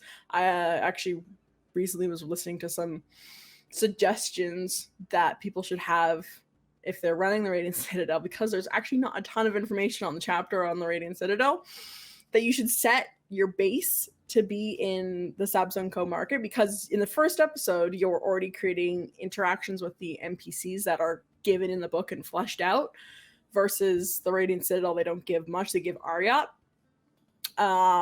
So it's kind of one of those things where I'm like, crap, I was prepping, and then like today I listened to that video and I'm like, that's a good idea, I should have done that, but I had all the characters do their backgrounds and stuff like that and backstories. So we'll see what happens. If you guys want to come and visit this place a lot, we can always have that, but I don't want to do our rush shopping the players. episodes.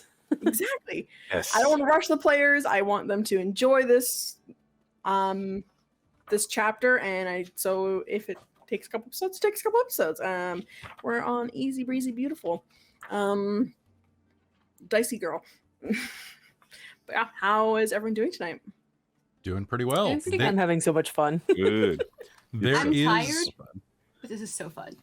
Just so everybody knows, there is a poll right now up in the Patreon right now for everybody. So even like Dork Squad people to go and vote for who Krista is going to play in the upcoming Strixhaven game. That's going to be a Pathfinder game that Way's running. So you can go and vote for that right now. I think it's like 8 or 9 options. So anybody who wants to go and vote and is a member of the Patreon of any level can go and vote for that. Because why not? It's more fun. Right now, it's looks like it's a 2-way tie last time I checked between Telbron's tie now. It was Telbron's fiance and Kai's little sister. Noelle. Telron's fiance was winning. I think yesterday when I. Now Noelle is. How was it? I just put it up at 7:00 tonight. So how was she winning yesterday? Krista also put a poll in the Discord. Okay. I expect the results to be pretty similar, honestly. All right. So anyway, go vote for that, everybody. Yeah. But yeah, this has been a lot of fun. I hope everyone is enjoying it.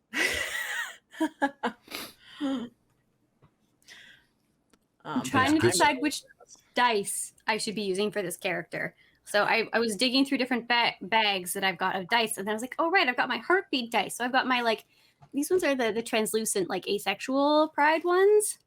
Nice. But I also have opaque ones that I think might be a little closer to the vibe. I have a new die to use. Oh, That Jen made. Oh, fancy. It's my Specifically with Luna in your- mind. It's my Luna die. no. I hope it rolls well for you. Mhm. Like Robin's tried in it yet. Dragonlance. Oh my god, the I team. did my Alright. performance Heard check about that. on one of my liquid cores, Yeah. but I need to try it out. It's great. But yeah, do we have anything to talk about, Kelly? The meme of your dungeon mistress is pretty phenomenal. Oh yeah, The memes are amazing. just saw. As I usual. just saw before we could almost turn back on. I saw all the memes, and I'm just like, oh. I don't have a meme Fairx's yet, meme though. is Get on It's it. so good. All right, I guess I have to do something memorable. Yeah. You and I are not so different. I like the. So can you describe her? What her face looked like, guards? Her what? Her what? Does Jet she of have a face? face? Is that a new one? Yeah. It's kind of midway Yeah. through them. Oh, her what? Yeah. Her what?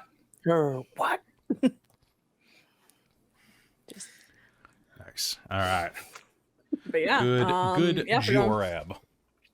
Good Jorab. Well, if we don't have anything else to talk, we can. You're doing a we great can make our- job. You're doing a great job. We Yeah. love you. Having lots of fun. Aw, You're doing good. being so fun. If you're here, if you're in this part of this, it's because Mhm. you're on the Patreon, and join us next week for Zero Sum. It's true. Mm-hmm. And if It's you gonna be a time. if you did not tune into last night's Devil and the Doves, Oh my God, what are you doing? That is also a time. you probably should. I need to go back and I need to watch that. I'm off tomorrow. I think that's what I'm going to watch Oh tomorrow. my God. Have you not Jeff, watched it? Jeff. Were you not there last night? I was a little focused. No, I was lurking, but I was busy, so I couldn't listen in. Oh well, enjoy because it's So I've heard. I can't wait to watch it. I think I sent you a message in the middle. I was like, you need to watch. Both this. you and Amy sent me like we're both essentially the same. We're concerned. I'm like, what is going on? We are concerned. We've built a conspiracy board. Yep. So many things were going on. the other thing that I need to remind everybody though is go and use code DorkTales to buy coffee. Patreon if you need coffee, because there is a Spider-Man flavored coffee at Bones Coffee right now. And Yeah. we just determined that Jen is going to be in the States next month, so I'm gonna order like 9 bags of it to Traz's house for you to You got smuggle my back address, across. right? You still have it? I'll just Traz is being awesome and holding Yeah. stuff for us. Traz, Traz do you need is anything? MVP. Do you want anything, buddy? I would have to ask Jill. I said I'm not the coffee drinker in the household. I just mean in but, general, but like as a thank you for holding it. Oh, in general, I need more money because inflation. I'll send you a sucks. $5 Starbucks gift card. There you go. Nice. It will get you. Wait, I won't use it, but it will get Canadian used. dollars or US And also dollars? still I don't coffee. have US money. It's still, it'll get used. Like I said, Jill's the coffee drinker. You in my could get. household. Yeah, it tastes They've like got Rice tea and Krispies hot treats, chocolate. apparently. Do you Um, like any traditional Canadian snacks like cheesies or Smarties or anything that you can take on down? Yeah, there we go. Smarties are like M&Ms, but Ketchup with chips. a thicker shell. Yeah, right. Better chocolate? Mhm. Yeah. M&Ms are pretty good. I don't know. It's kind of up in the air. They're pretty good. I like. Smarties is I, better. I weirdly Smarties like mini M&Ms because they have a weird, different flavor. but I like them. prefer. I like Really? peanut M&Ms. I like almond M&Ms and peanut M&Ms because you can do that thing. Does everybody else do this where you like slowly strip the M&M with your teeth? Because it's got a nut inside, so No, you kind of because like. it would trigger my gag No. reflex. Oh, I'm sorry. That's fair. No, I Uh, crack it around the middle of the peanut, and then I manage to pull both ends off. Yeah. And I just eat What the peanut. else then eat the do I chocolate. do with that? Oh, chicken wings. Yeah. Anyway. So yeah, that's what I got for tonight, folks. I'm gonna get some coffee, and I'm very excited about Nice. that. So thank you, Traz. Robin, Yeah. do you have anything else? No. Or- alright. I'm excited to get into the actual module. I did put a bit of effort into getting the Citadel set up and making sure the intros, I have just a page of notes for just the characters' intros. So I am very excited to start the adventure because it's really cool. I have a lot of highlights on the book, and I've been writing in it. I'm writing all the stuff about Elos because they have everything it's supposed to be 15. So everything that says 15 gems and 15 animals, I'm crossing out and putting 16 and writing what Elos' stuff in. So if we do decide to auction off this book, it has my notes in there, especially where each player is on the Court of Whispers or the House of Convalescence. So I didn't get to necessarily explain the House of Convalescence in Kelly's scene. I just didn't end up feeling right. But when you're in the Radiant Citadel at the healing place, all components for healing, like Revivify, you don't need. So you can cast Revivify, True Resurrection, Resurrection for free at the House of Convalescence. And as well, hit point maximum when you cast spells to heal, it's max. So it's a good place to go heal there and revivify your party if you guys die, because you're level 2 and there may be combat coming up. But yeah, so that's the cool place, and that's why I had Dziugas start there. But yeah, it's a really interesting place. But yeah, I'm excited to get into this game and kind of like step back a little bit as your DM and just like get my NPC generator all ready so I can just throw out some wild NPCs for you guys. So I am ready to head back into game if everyone else is all good to go.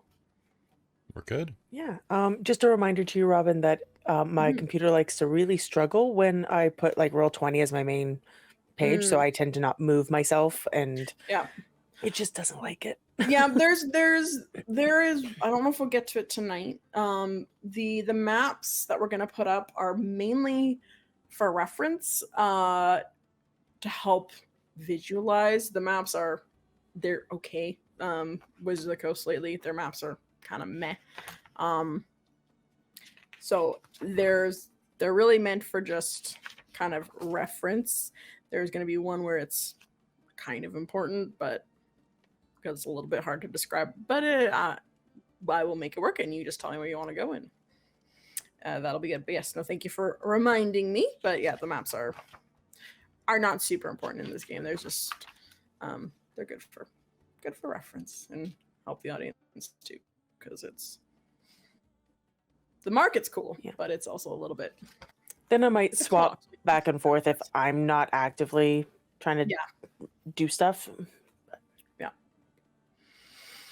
All right, so without further ado, let's head back into game. How does the middle thing go again, Kelly? I forget. What does your middle spiel do when you go back into game? I just pick it up and say, "Welcome back."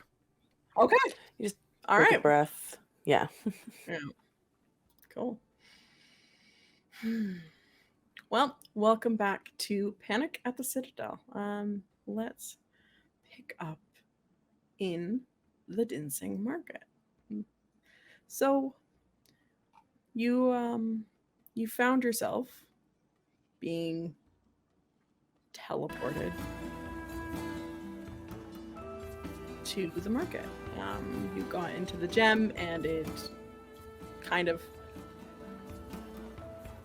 flew and then like to the actual place, and then once it got there it did like, you know, it kind of did like the hyperdrive thing, and then dropped out of hyperdrive and then teleported you guys down just inside the city.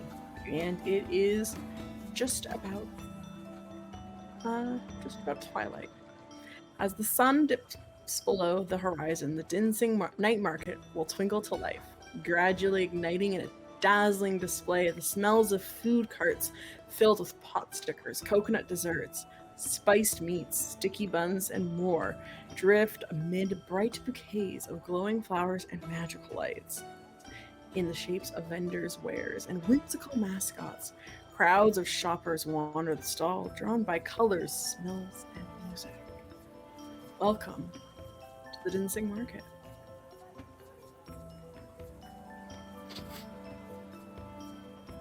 What kind of trouble are we expecting here? It just smells like a party. I don't see what can be wrong with a party. Parties are fun.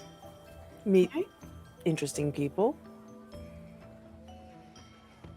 So as you arrive into the market, you'll see it's almost this like rings of a tree. It has 3 main golden tents in the center, spaced equidistantly apart, and then it starts to kind of have vendors in each circle, kind of expanding out towards the the exit of the market.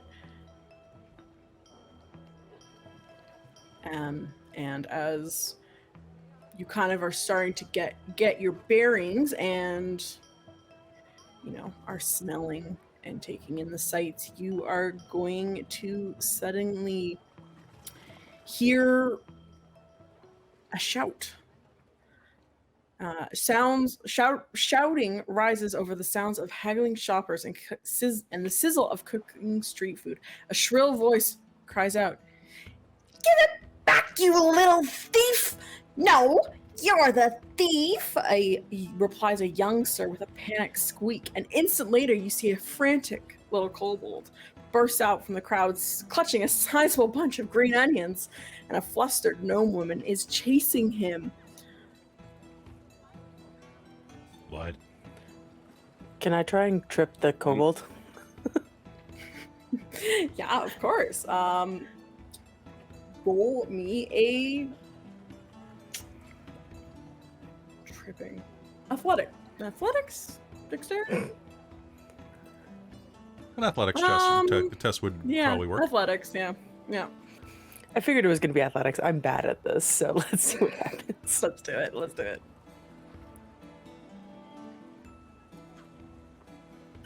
That's not 20. Holy Wow. shit! It There is a it is. -2 though. This is still a nat 20, Jen. I'm counting that. Holy shit. So as this kobold is running through, you're going to see Fairx just like perfect timing, almost in slow motion. Her boot's gonna come out just as the kobold's leg is reaching to jump over, and you just catch it right in the knee, and the little kobold goes tumbling head over tail and crashes and collides, and you hear shouting coming from, and you see the gnome woman just start running at this little baby, like this youngster kobold, and just being like, "You little thief, how dare you! Give me back those green onions. Those are mine. No, they're mine. I was stealing them back. You stole them from me." And all of a sudden, you're in this commotion. You're hearing another gnome woman. Nope, it's a kobold. Duh. You hear an old kobold woman will come out, and she's like, "That's enough, Lemai. You're behaving no better than our parents did, stealing from me and attacking my son." And so all of a sudden you see the two of the older women are starting to go at it, and they're just starting to like grapple each other and start to almost look like they're throwing hands. What do you do? Strazar's going to try to pull them both apart. All right, make me a strength check, please. Dziugas is gonna watch. Luna's gonna lean over and go, "A copper on the kobold." I think Eva's like right in there just watching this. You ever seen Fairx a is going to bite? try and sleight of hand a couple of green onions and hand one to Eva and Luna if she can. Oh, make me a sleight of hand check, please. And then Trez. 21 strength check. All right, with no problem, you suddenly grab this wonderful, like, old little kobold woman, red skin with purple shirt, a little tie around her head, this beautiful blue skirt, kind of looking like story time. That's a sassy kobold. She's a sassy Oh, she's kobold cute. with a bunch of little trinkets and look like fish theme on her.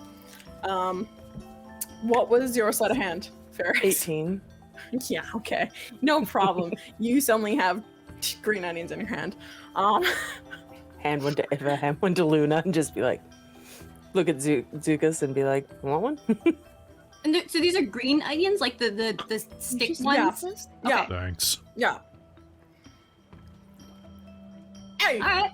Luna's Technically, gonna you- fish in her bag for bread and cheese and make a sandwich.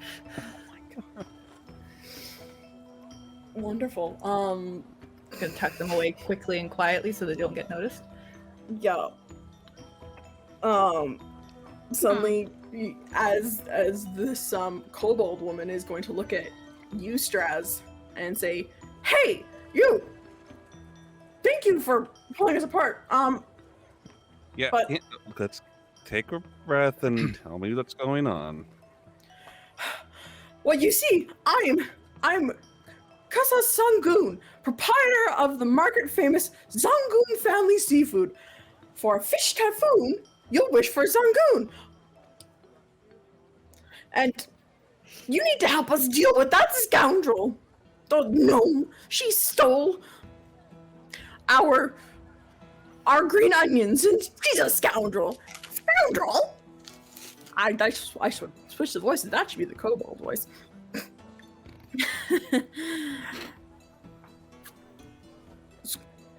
Now I've got my voices mixed up. Scoundrel! The gnome shouts. You don't look like you're wrapped up in market politics. You all look like newcomers. What's me? It's me. I'm Lamai Taemo. You have to figure out what's going on here. Cause she's sabotaging me. Don't listen to that kobold. She's the one that's stealing. She's sabotaging me. No, Can I insight them? she's sabotaging. Yeah, of Same. course. Give him an insight check. Okay. Yeah, Alright, I think oh, good, I same. do. I might as well, just because I'm watching this. Hey, can I get one of those meat sticks? Ooh, a I love a passing. good meat stick. You want one? Later, Fairx. That's a dirty Of course 20. there, darling. I don't see quite... You look quite handsome. I'm sure we have goat What? and we have... Got You want my enough meat flirting. Just, give me some of the goat. Okay. That'll be 2 copper for me. You know what? Give me 5 of them. Here, give a silver. Cool. She'll hand you 5 meat sticks. Dirty 20, and what was everyone else? 23. 17. 24. All right. So what you're seeing is both women look equally strong in their belief. Like they are both believing that like the other one is doing the problem. No one is really being like, they all look very sincere and very confused. And they both turn to you, and the gnome will be like, "Listen, I'm Lamai Taemo. I own the noodle shop. If you figure this out, I'll give you a lifetime supply of noodles, whatever you want." And then the kobold's like, "No, if you help me and figure out, I'll pay you each 100 gold each to figure this out." Or onions? She's the one doing it. No, she's doing it. Now, lifetime supply of noodles? I just have to say that is definitely a better deal because... Yeah. Of course you have to go in up with the noodles. Well, of course you do. Why don't you both just stop? I'm not doing this. I'm not doing anything. I'm not doing anything. You're doing it. Well, I'm not doing it. You're doing not it. And even talking then you go back into arguing. Mm. Wait, Whistle really loudly right between their heads. Oh, Well, if you're both not doing it, does that mean maybe there's another person doing it? That makes sense. what she said. Yeah. they both That's look what at I'd each do. other, and you see them kind of go, So if you team "Huh." up, you could catch the actual person. Well, we're 'Cause you both both seem pretty very famous truthful. here. It's true, but everyone in the market knows us. So if someone else is doing the sabotaging, they'd know it. Would you guys be willing to help us? I mean, We'll I suppose we could sweeten keep the an eye deal. If you find Ooh, lifetime if you supply find of noodles. evidence, you can get noodles and gold from both of our stores. out. Ooh, dinner Interesting. and future meals. Oh. If you can Yeah. prove that it's Mhm. someone else and find whoever's sabotaging us and why, of course. But if you do find that it's the other person, it's totally gonna be you. No, it's totally you. Shh. It's okay. So did you two Well, break up at some point? Is this a lover spat? Seems like a lover spat. No. Our no. families have been. Did you date the same guy? No, just our families have this long blood feud, and we finally tried to set it apart and put on our differences. Have you considered that maybe your families don't want you to patch things up and are actively sabotaging you so that they can get the profit? Well, off no, of it? we're the oldest now. We're like we're the heads of the family now. So it was our ancestors before us. Yeah. But But if who you're trying to benefits if you continue fighting? yeah. Who profits? Yeah, Yeah, they have. honestly, it guess- could probably be both your families. or someone else. Maybe that's something. Is there a rival If you noodle could shop? find that. Is it a rival noodle shop? No, there's not. A restaurant? There's Madame Culp Silk, who sells very luxurious silk.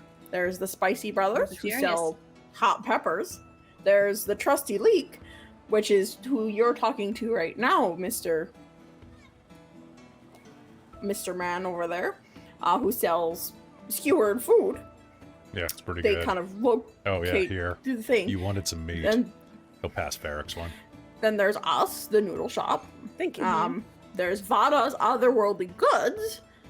And then there's Va's Lucky Amulets. And then there's the seafood place over there. I don't like your tone. Who's? Her. Saying that she said seafood place in a very rude way. Do you I not say like seafood in the seafood? way that I want to. What is seafood? Because I see food all the time, but no one's really explained that one to me. Like fish, Like clams, food of the seafood, sea. shrimp. The sea. Oh, you haven't seen an ocean, have you, Eva? I mean, I was in the astral sea, but there weren't many fish there when I was there. Different kind of ocean. Different kind of fish. Listen, if you guys can find this, because again, you're new, you're not politically involved. We're both politically involved. There's the Dinsing Market Collective. If you can get evidence and give it to us so we can present it, we'll give you the reward. But we need, we can't go undercover. We need you to go and do Undercover's my games and specialty. activities and You need us to be Talk with dumb tourists. Gotcha. exactly, that. yes. I'm really good at that. Get to know people, Mhm. interact and gain trust, and find out what's going on. Because no one's gonna believe us. Run a few scams. They're not gonna talk Yeah. to us. Yeah, So I if don't you can think do we that, right now. Okay. All right. So we're go here buy to stuff be and eat idiots. things and talk to people. oh, We are here to be idiots, Dziugas. Why is everything you say so inspirational? How do you do that? I was definitely looking at Dziugas. Just lucky, I guess. He's These got one of those character traits. voices. All right, let's go Soothing. eat, drink, and be merry. Alright, as you first one. yeah, where are you guys? This isn't Well, good. actually, before, as you start leaving, suddenly you're going to, hear, hello, tourists. Mm-hmm. Yes, we Thank are you. tourists. Thank you for breaking up the fight between those two old shop owners. I am I think he wants Kasim. No, Kasim Van Goon. I am one of the brothers of Van Goon's Spicy Emporium, and I encourage you to come down and try your hand at eating my spicy peppers. He comes you out wearing trying your mouth. What? How spicy are we What? talking? Why would I try my hand if I'm eating something? I guess you got to get it Oh, in it's your mouth a- somehow. hand- Hand to mouth freeze. food. Feed yourself. Yeah. It's a freeze. I mean, we have a pepper called the Skullface pepper, so if that's any indication, Okay, that sounds pretty cool. I'd be interested in that. yeah, come down. Come see me and my brother Vi. And he's wearing a lovely green filigree outfit with gold trimming. He has kind of medium cut dark hair, a nice kind of really rich looking slightly tanned skin, and he just flashes you this smile, and he's he will point out the direction of his shop, and he will be like, if you want, I can of course give you a tour of the market if you want to. I see you broke up the fight. Listen, they're not the greatest stalls. There are better places, and I think Sure. I can show you around if you want. Luna will bounce over a little and loop her arm through his. And Fairx was heading for the other side to loop her arm in And she's his gonna other kind of arms. smile up at him and she, what can you tell me about this silly fight they seem to have going on? And I want to use persuasion. Ooh, yes, please make me And a try and, like, Fairx is going to roll. listen attentively and basically. Actually, can Fairx give her the help action of just like Yeah, totally. I figured once I had maybe this question gone, then Fairx would be the next question. Yeah. yeah, we can definitely go back and forth on that because I have stupid high persuasion. You can stun him with sexiness and I'll charm him into Mhm. compliance. Absolutely. Oh, God. And if that doesn't work, I Hi, can always team. cast charm person on him. Oh boy. All right. Alright. What? Do I can have roll? advantage? Yep. Sweet.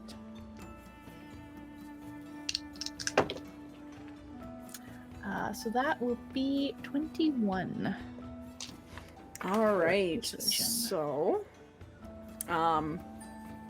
Kasim is going to his smiling personality is going to kind of just sour a little bit, and he's going to I mean, I don't really know much about the politics here in the market. I really try not to get involved. I find it all just a bunch of hogwash and catty bitterness between families. I really don't pay too much attention. And besides, there's so many vendors here. I mean, look at this beautiful pottery here. It's wonderful. You see, he's not wanting to, through that insight check, he doesn't want to talk about politics, and he's trying to steer the conversation away from it a little bit. He does not want to talk about this situation much. He is definitely not wanting to talk about Well, it too much. I understand that there's politics to this situation. I just don't want to put my foot in it by accident and have people be upset with me. She's gonna deliberately angle herself so that she's looking up at him through her lashes and trying to invoke any maybe protectiveness or Mhm. Since I'm new here, I would really, really not want to sour my Listen. experience before I've seen everything. Listen, the politics are.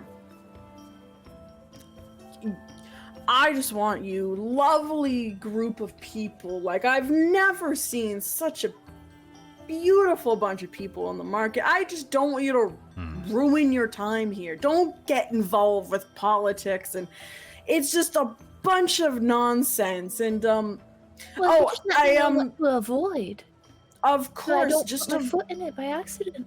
I don't know what the just- politics are, so I could accidentally stumble on it. they're old rivals. They have been fighting for many years, their family generations, and they supposedly patched it up, but looks like it's not. Where do you advise we go instead? I mean, obviously, come down to the Varun Brothers Spice Emporium. You really want us to try the pepper that much? I do. I really thank you, sir. Then I'll try the goddamn pepper. All right. I mean, Honestly, I I'll think try we them try too. a pepper too. Yeah. Well, please, we have a competition. It's 3 rounds, and funny enough, it requires 4 participants. So if you want to follow me, I can take you right to the stall where my brother can help you out. He's the face of the operation, really. I'm just behind the I thought you were the scenes. face. You're too kind. No, I'm learning more from my brother. He's really the sweet talker. What's it like having siblings?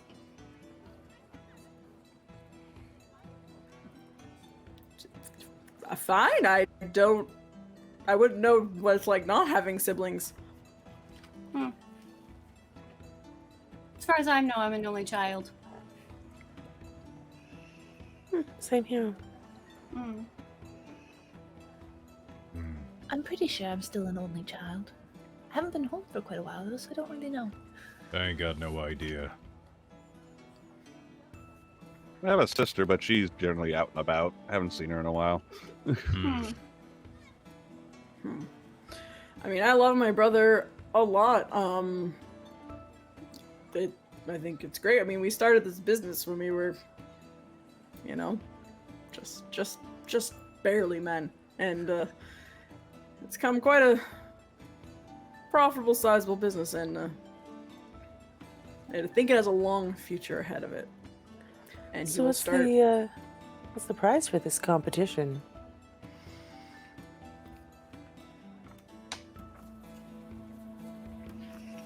Let me. Please don't say more peppers. A lifetime supply of peppers for you, Dziugas. I mean, I If suppose you don't want the we lifetime advertise supply your of peppers, business. I would take it. Honestly, the prize With that. is a beautiful big bowl of homemade yogurt. What? The cool palette from the peppers. Oh. So it's just bragging rights? Bragging rights, you gain a bit of renown throughout the market, and a person, there's a few stalls where you can buy and eat things, but there's 3 main stalls that have these sort of fun games for tourists, and if you win all 3, you get like a fancy medal and a fancy nickname, and it means a lot, and people will give you deals and stuff. So it's like you're working towards getting the like coupon book. And it'll make people listen to us and talk to us more. Yeah. All right, Goon, give us the peppers. All right, and he will bring you over to this lovely, colorful tent, and in front you see rows upon rows of different peppers. As you approach, he will say to his brother, Vi, got some willing contestants for the pepper challenge. And you will see Vi, who's wearing a very similar looking outfit. They look like twin brothers. They have very similar style of dark haircut, this kind of like medium length, a little bit shaggy, and he is wearing the opposite color of red on his clothing that is also with gold filigree and like some green accents, while his brother has red accents, and he just bursts out this like 10,000 watt smile, and he says, "Welcome, challengers, to the Arun Family Pepper Challenge. And I'm your host, Vi Arun. Is everyone ready to greet the heat?" And he points to you and opens the tent flap, where you will see some bleachers set up and a table in the center with 4 chairs and a bowl of peppers in front of each chair. So, he explains, the challenge is going to be 3 rounds. You choose 1 pepper from this bowl, and you will see that they all look very identical. And we have this glass of water here, and if you go for the glass of water, you're out. Or if you want to leave and have to run out, you're out. The challenge is to just stay eating the peppers for the 3 rounds. So, All right. taste my peppers. And so mechanically this is going to work as you're going to roll me a d20, and there's a different DC. Oh wait, no. Sorry, you roll me a d10, and then you make a Constitution saving throw, and then depending on what you roll on the d10, the DC is what you have to beat.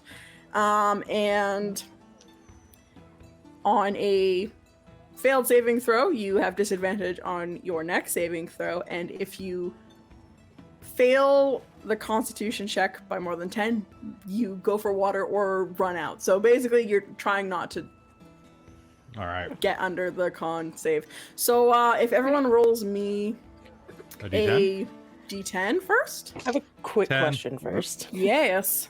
Um, Great, Kelly. because I'm not super familiar with every aspect of D&D, is Yep. there any way I could shape change just my tongue, which I Oh. can, in theory, but to gain any sort of like advantage or something on being able to make the con save? Huh. Yeah, I think I'd allow that. Excellent. I think I'll give... It's a tongue. So you still have the rest of your mouth, but I'll give you a plus 3 bonus on Sure. Yeah. your cons for that. So Cool. so Kelly, you rolled a 20, or you rolled a 10. All right, what else do people roll? This is just for the D10, right? Yeah, this is just the d10. I rolled a 1. I got a 9. Okay. So okay, so and then 4 is Christine or Luna. 7 is Strazar. And 9 is Fairx. And then Dork is just hanging on. Okay. So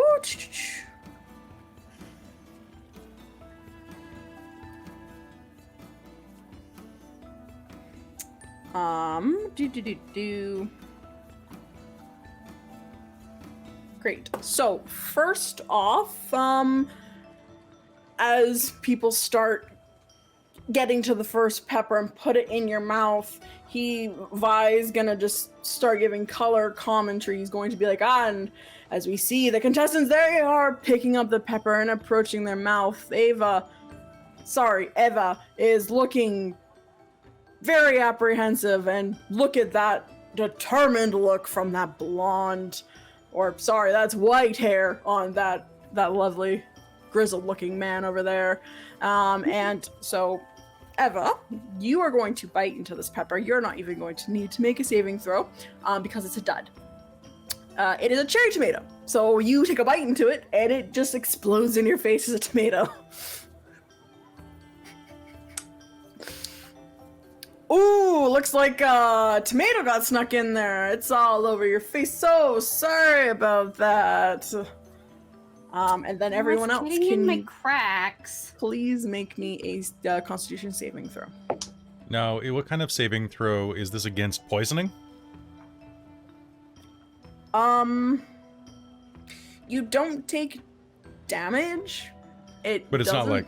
Okay. Natural fucking 20. There it is. You see, Luna is just Calmly just chowing on one. I mean, It seems like a pretty unspicy pepper, so you're just mowing down on it.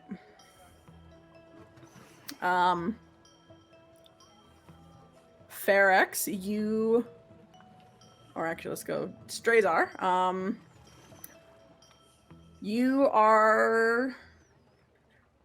This pepper's hot, but it's pretty delicious. And you are able to just eat it with, it's a nice little tingle on your tongue. It's pretty good. And then we have Fairx with a 21. So, Fairx, this pepper is spicy. Your mouth is quite warm, but your adjusted tongue, you're able to you're able to just grin and bear it. And Vi's going like, look at all the contestants, they're acting like this is nothing. I swear we put spicy peppers in. And then we do a hard cut to Dziugas, who How bad can it be?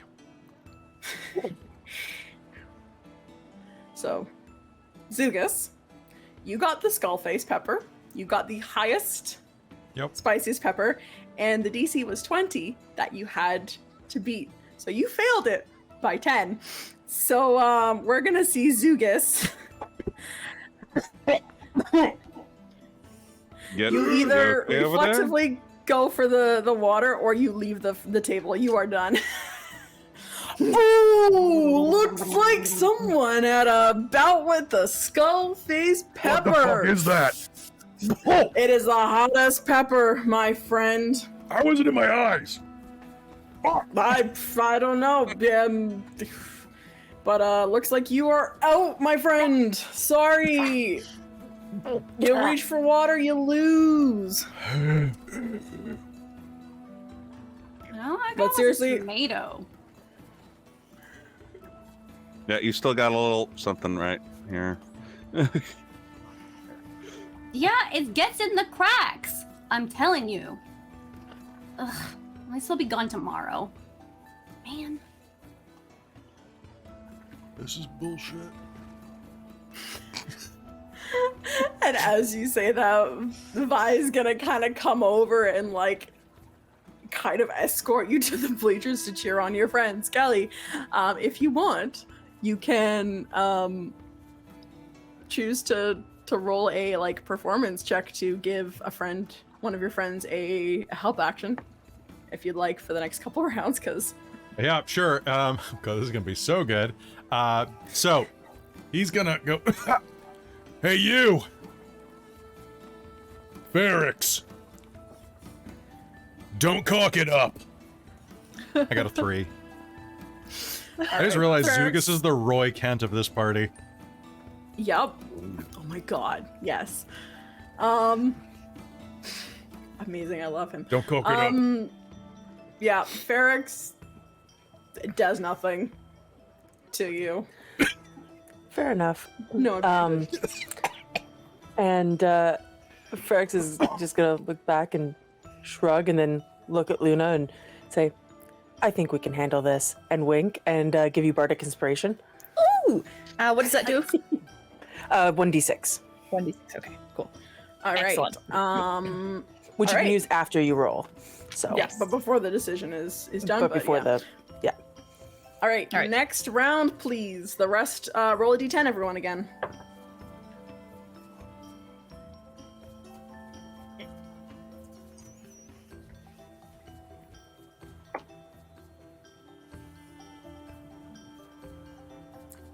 man.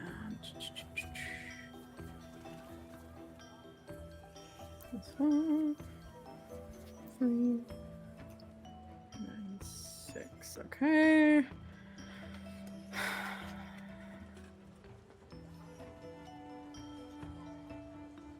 All right. So, would everyone now be able to roll me a con save, please, for the next round of peppers, as you all pick out your next peppers? And again, they're all looking very similar. It's hard to know who's getting what.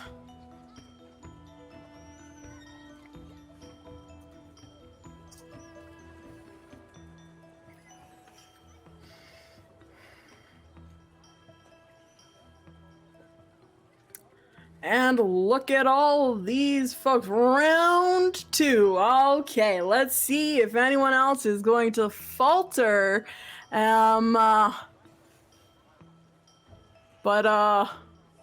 And you all take a bite of your peppers, and Strazar and Fairx, you both are pretty sure this is just a regular fucking pepper. You are good. You eat it, no problem. Flying colors. It's just it's not hot. It's a pepper. Can I do a bit of a performance check just to be like, Oh, please, it's a little like it's at least a little Please. hot. please. That's a dirty 20. Yeah, Fairx, it's not spicy, but you are sure making it look like you are sure selling it. I get a flush going, like Oh, Vi's gonna be like, oh, this one she's been having bad luck, but she's handling her spice excellently well. And then we have Eva and actually both Eva and Luna both get, this pepper, it has a bit of spice, but it's So- not, yeah. Eva's actually got her the mask on, so Yeah. it's just blank, no expression.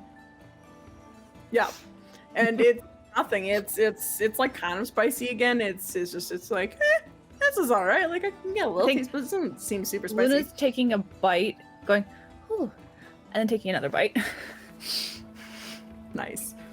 You eat the pepper, and it's like, huh. All right, look at these contestants. Another round. One more to go. All righty, and D10, please. and I'm going to I'm gonna wink at Luna again and be like, one more round, we got this. Luna's just And gonna kind bardic of inspiration. blow a little kiss over. Yeah, if you didn't use the bardic inspiration, you have another one. Or if you did use it, I mean. Does it stack? No, it does not. So if you didn't use Okay. it, then I'll. No, I did I'll not use it. Okay, then I will actually wink at Strazar and give you bardic. All right, and then Fairx, what would you get on your D10? 4. All right, and one more con save for me, please. Dziugas, before anyone rolls, do you want to try and cheer anyone on again? All right, so the two that are still holding up are the Feywilders. Strazar also handled it well. Everyone's still up. And Yep, Eva everyone's as still here. well. Everyone's still here. You could also try and distract them if you want to give someone, if you want to cause a little shit, you can as well. I'm Ah. all down for a little chaos. Never seen an elf that could handle their spice. Good job. That's a 7. It's whatever he's trying to say. You can't tell if he's being sarcastic or not. It doesn't do anything for you there, unfortunately. So yeah, everyone give me those con saves, please.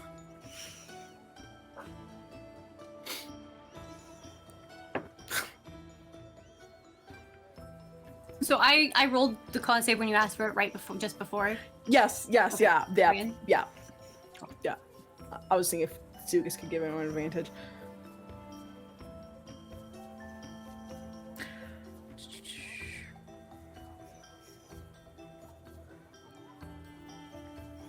Strazar, roll with another dice for me and take the lower one. I'm swinging another hurt them more. Oh, I didn't roll that great to begin with. I used my bardic know. for that one. And that's the number. I kind of wish I had this number instead. But anyway, What'd you get? it wasn't a botch. No, okay. Because I rolled a Do it. 6 the first time, 5 on the bardic, then I rolled a 16 just now. Oh, wow. Okay, so still 12. All right, fine. Yeah, still You're- 12. you're- Not a you're botch. good. Nice Yeah, try. alright. So, Christine, yeah, with that, Luna, That was with the Luna, bardic.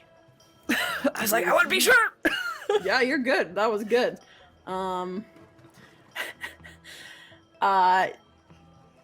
You're going to pick up this pepper, and you're going to swear that you see a skull face in it. You swear you see it, and you're like, okay. And you take a bite of it, and it burns. It is so hot, but But it's kind of good. kind of good, exactly. And you think this is what Dziugas had, and it knocked him out. But you're just handling it wonderfully, and you just eat the pepper absolutely fine, and you Like, she got takes that initial bite, I think, and it's like, all right, maybe she's getting a little flushed because that's just something that you can't like prevent. Mm-hmm. But I think then she eats the rest of it as well, and she does it in probably the sexiest manner she can, like the lollipop style thing type idea. Yeah. Yeah. Okay. As you are eating that, But she's still focused on trying to get information out of these guys, so that's fair. as use encouragement wherever she can.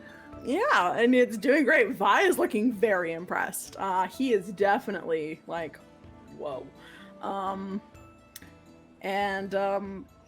Eva, as you are eating yours, you get this wave, and then all of a sudden you're getting a second wave of this heat. I need you to make another con save for me for this one, because this is the Burning Waves pepper.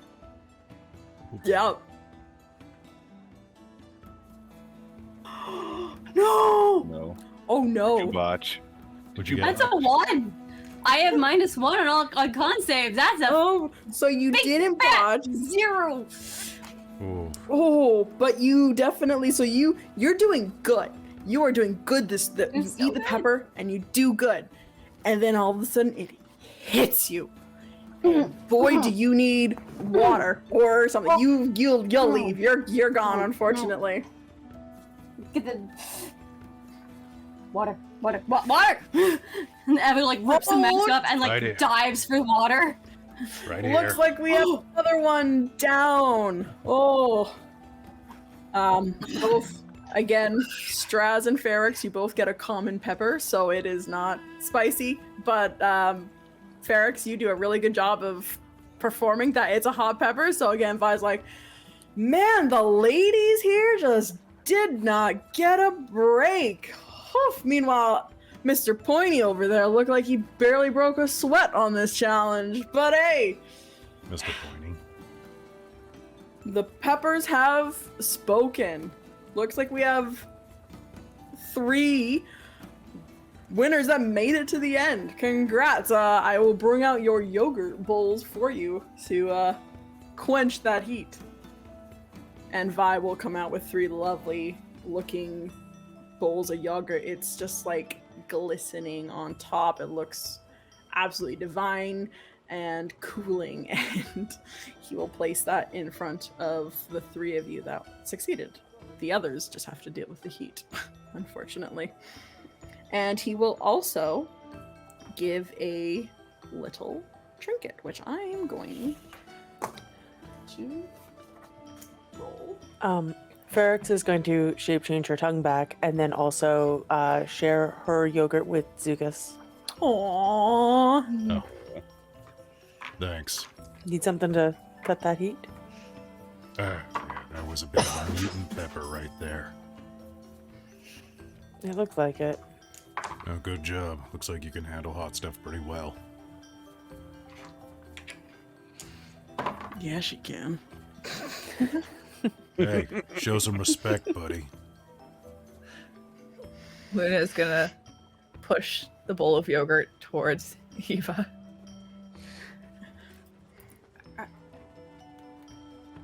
Are you a goddess? Well, I mean, if you Or an want to be angel? like one. I don't say no.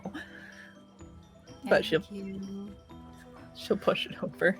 She's gonna steal the spoon though and like take one bite of it, but leave the rest for you. Aw, you're so nice. Well, now that we've won the Hot Ones competition, I guess time to get a little bit of ground and try to get you all crowned as, what, carnival queens and kings? Fair and monarchs? What is it here? as you're saying that, Vi will come over and he will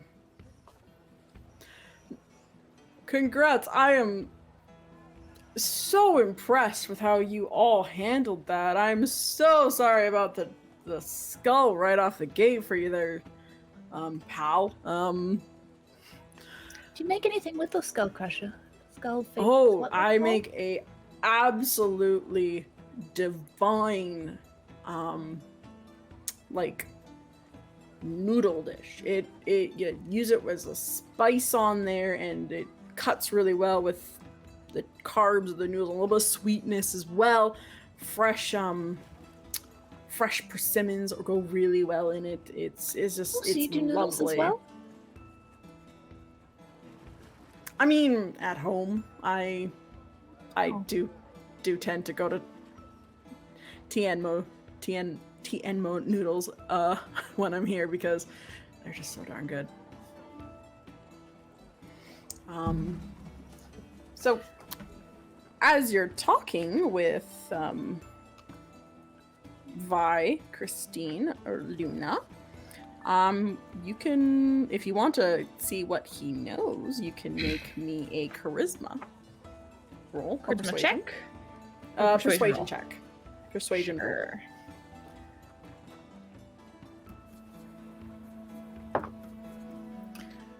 That is going to be a 23. Awesome. So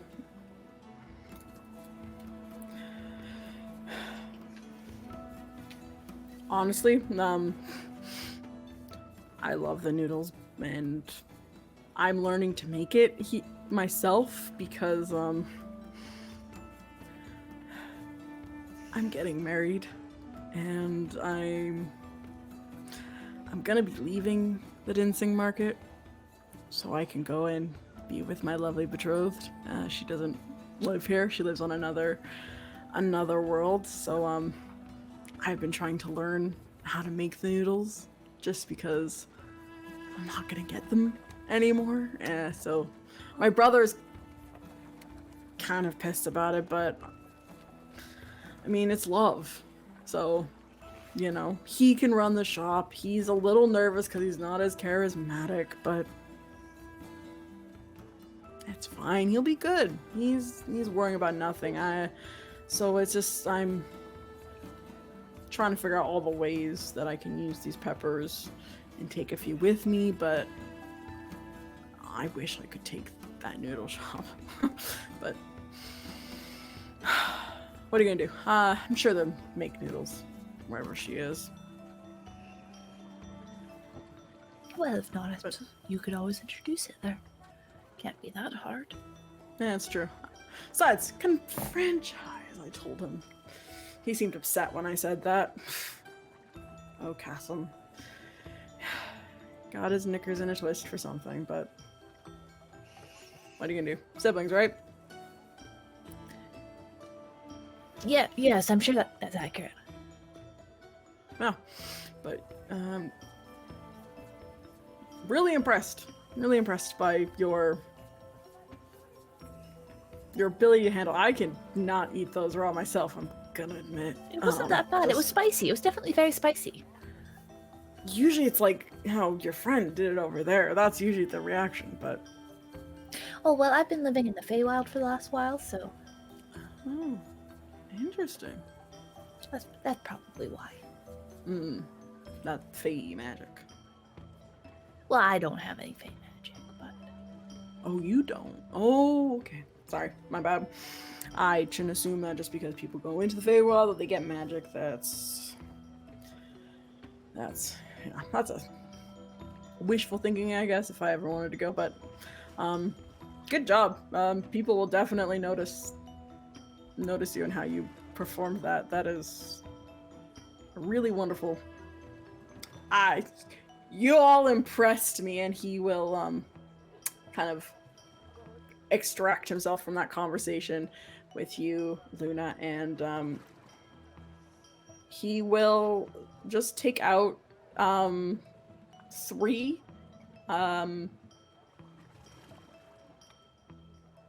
malachite gems. Malachite,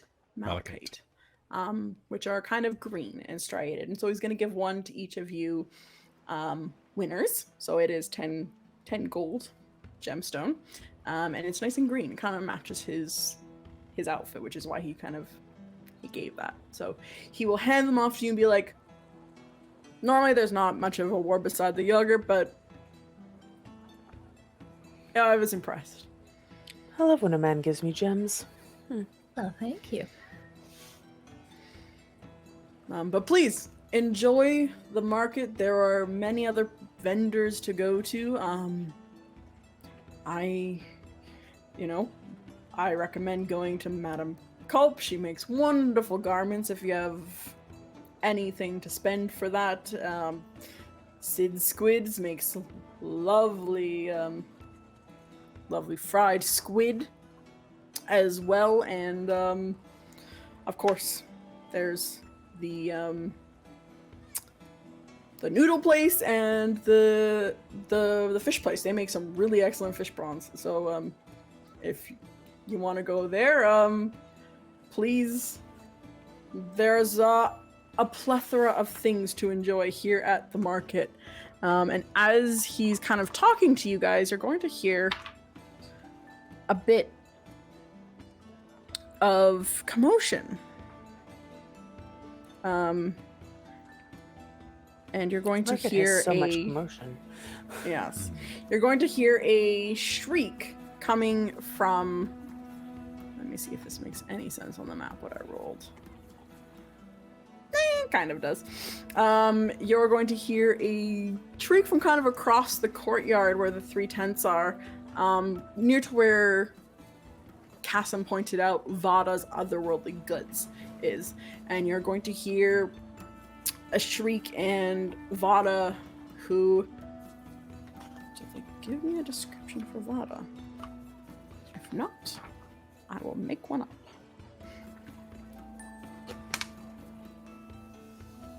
Nope, they gave me no description for Vada. Alright, NPC generator, here we go.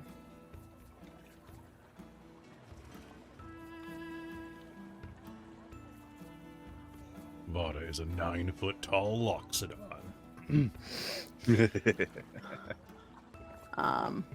Alright, so you're going to see a, this is great. You're going to see a large Goliath woman, kind of just in a panic, and she's just like, I swear I had these!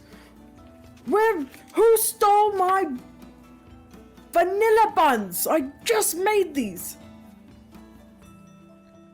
I could definitely go More for a stuff is vanilla getting bun right about stolen. now. More thievery.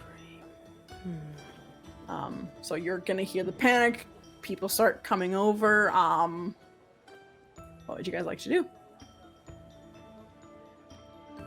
Look around and see if there's anybody who's kind of like Yeah. moving away from it. Yeah, exactly. Can you make me an investigation check? Anyone who is looking around that stall, please. Nope. Well, maybe. A 14. I got a cool 5. That's a 3. You know what? Hold on one 16. sec. Hold on. Oh, that 16 might be good enough. One sec. Yeah. You know what? I'm going to use my knowledge from a past life to say that I have investigation knowledge. Okay. So that What does that do?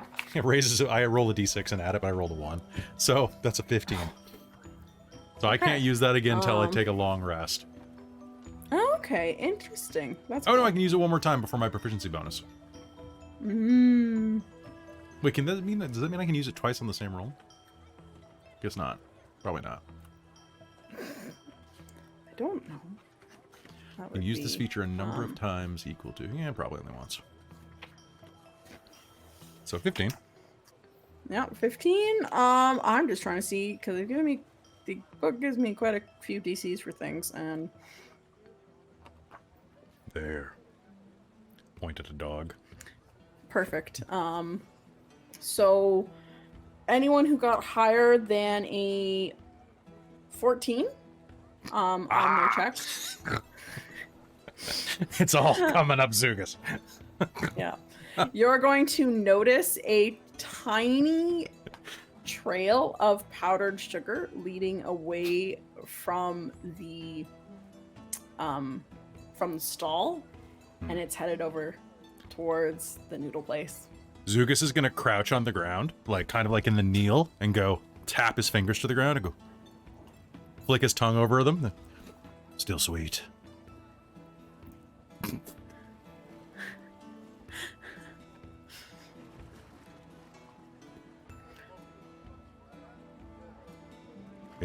It's powdered sugar. Oh. Like from a cream bun. So you should be heading in that of direction. course. Yeah. So okay. Let's track the sugar.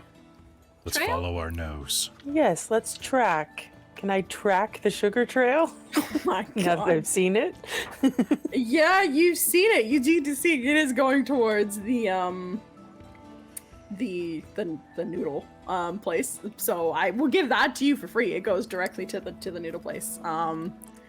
Fair. Yeah. Is So actually, yeah. Never mind. if you want, for investigating the market and stuff, if you spend 5 minutes, you can roll me an investigation check if you want to check around to the noodle place if you'd like, as well. Anyone who wants to do that, you are more than welcome to give me an investigation roll. In that case, can I? Because I took humans and I took fae. So not because I took 2 types of humanoid, right? Yeah. Because I think that, if I remember when I created the sheet, that's how it worked. Yeah. So can I roll with? I think I get advantage on investigation or intelligence checks to recall information about them, and then wisdom survival checks to track. Yeah. So what does specifically the word? So it's to track human and fae and stuff. Oh wait, hold on. Okay, so I had to double check. Choose a type of favorite enemy. I get. So actually, okay, I just get fae. Never mind, I don't get humanoids. That's me and my reading comprehension. Good job, but I'm just Amy gonna take fae for that. Amy and my rolls have been like within a point of each other all game. Nice. That's not good. That's not good. Nope. So favorite enemy won't apply here anyway. So never mind. Okay. All right.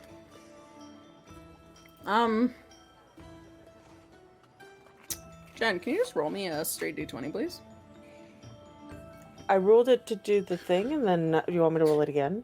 Yes, please. Or- That's a 15 on the straight one. Okay.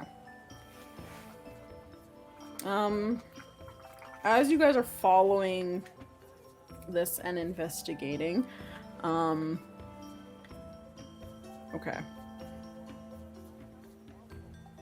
And what did you get on the straight investigation check, Jen? That was a 12. 12? Okay, yeah, see, sorry, I still saw you that. Traz, what'd you get? You also got a 12. Also 12. We're rolling And then great. Christine, you got a 14. Or is that something Yep. else? No, you got 14. Okay, cool. Good. The DC was 14, guys. My nat was one real definitely worried. did it. Yep. Yeah, absolutely. So as you are investigating Dziugas and Eva, you're just both kind of, there's too much going on. Dziugas, you're smelling like so much stuff that you're just kind of getting a little distracted. You get this weird kind of sensation of a market before. You don't know why, but it's not quite the right smells, and it's kind of it throws you off for a second. You're a little bit distracted, and you're like, why do I know this? Is that the around thing here with the nose, sweet. the sniffing? How does that work? Wait, are you asking what uses a nose, or are you asking what's got a nose? No, I'm asking why you're sniffing things. Because I can't smell that. Is your nose just really sensitive? You can't? No? What are you, anyway? Mm. Fair enough. Sorry, I just asked. appeared one day. No, it's a good question. I genuinely do not. I don't really know. I think I'm like popped into existence one day. So like out of like aether. So aetherborn. Yeah, that makes sense.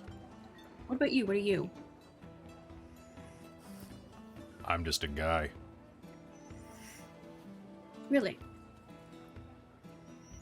With some extra strings attached.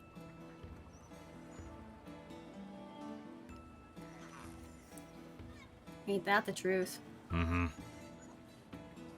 And as those two are talking, Strazar and Fairx, you're both kind of like searching around. Nothing unusual's coming up. But Luna, you notice that around the stall, you just see a little bit of persimmon peels, just kind of hanging out. That's all you notice at the noodle place. Otherwise than that, it looks pretty clean.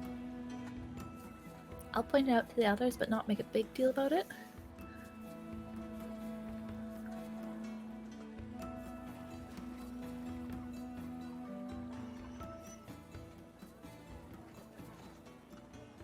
All right. Alright, what do we find now? You got something? Look there, peels. At the noodle place? Yeah, right there. What? Why is there sugar at a noodle place? Do they put sugar on their noodles here? What kind of fucking I don't think sickos? it's that kind of noodle place. I mean, sometimes a little bit of sweetness can enhance the flavor palette. I've heard. I don't really know what that means. But That don't sound right. I got a bad feeling about this. do you have indigestion? Yeah, but I got another bad feeling about this. Oh no. This trail feels. Dziugas, make me a con save, please. A little obvious. That is a 15. Okay. Your stomach gurgles a little bit, but that pepper's it's fine. It's fine. You just had a little bit of like heartburn, but it's good. Ugh, pretty soon, wind's gonna be howling. There you go. I did that for you, Robin. That was for you. God damn it. Adds one to counter. Oh boy. Yeah. Where you guys head next?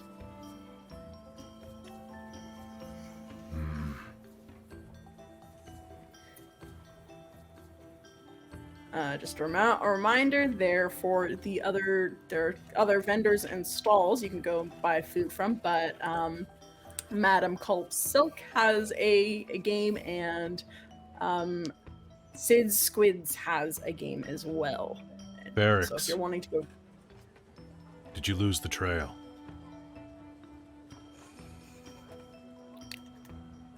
I think this was the trail we were meant to follow, not necessarily There. the actual trail. So you think someone's It's a setting little us too up? obvious. Possibly. I'd like to take a little loop around the market, see if I can ferret out any information. So keep playing along. I think so. Let's least go for now. next. What'd you say? Bits or cloth? I don't know. What do you want? You look like you like fancy clothes. Me Yeah, or her? I mean Not both of really. you technically. You got fancy duds. It's a shirt and pants. Well, it looks fancy on you. Oh, well, thank you. Oh, Yeah. oh. Giving out the compliments there. Hey, watch out. Elf, you got street dogs around you. Yeah, I think he's begging for food. Yep, a very adorable street dog comes up to Strazar and starts sniffing him for food. Strazar, Good boy, I make don't me got a nothing right charisma now. save. Charisma save. Yeah.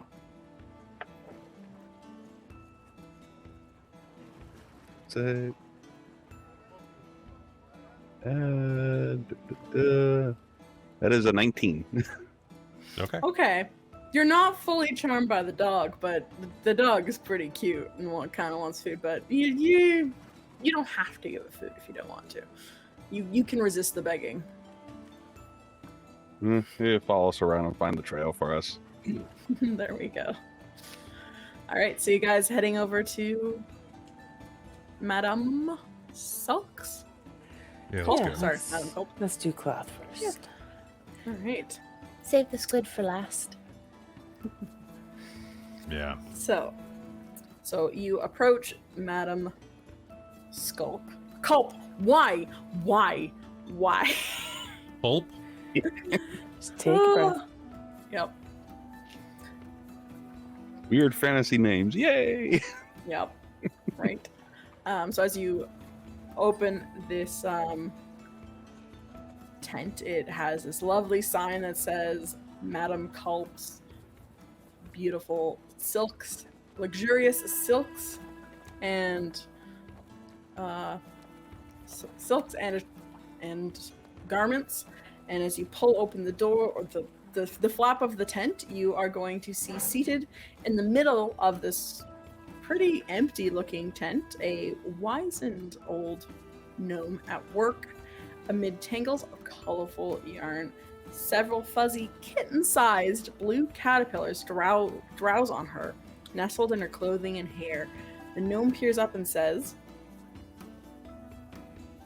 "Oh, welcome. I am Madame Culp. Are you here to play hide and seek with my gentle friends?"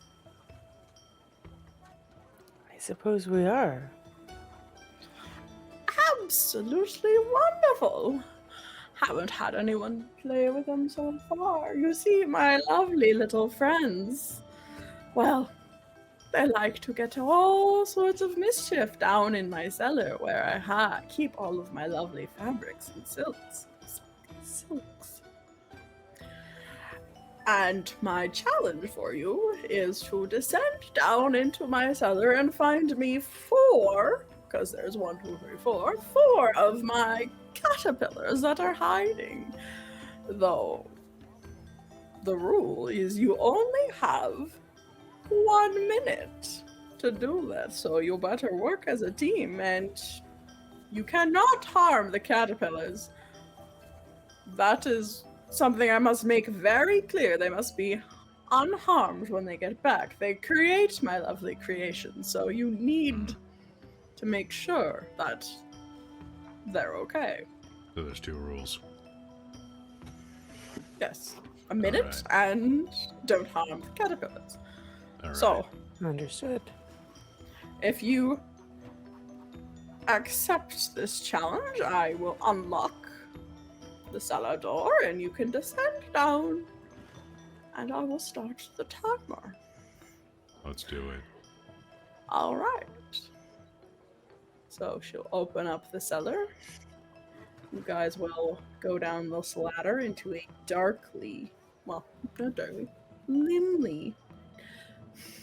dimly lit room, which just smells of dust and sweet spices. You see a little bit of musty furniture and crates are all strewn about the cellar, and there's one door leading north. And Can I get an initiative roll? Uh-oh. Uh-oh. All right. Boom, boom. 11.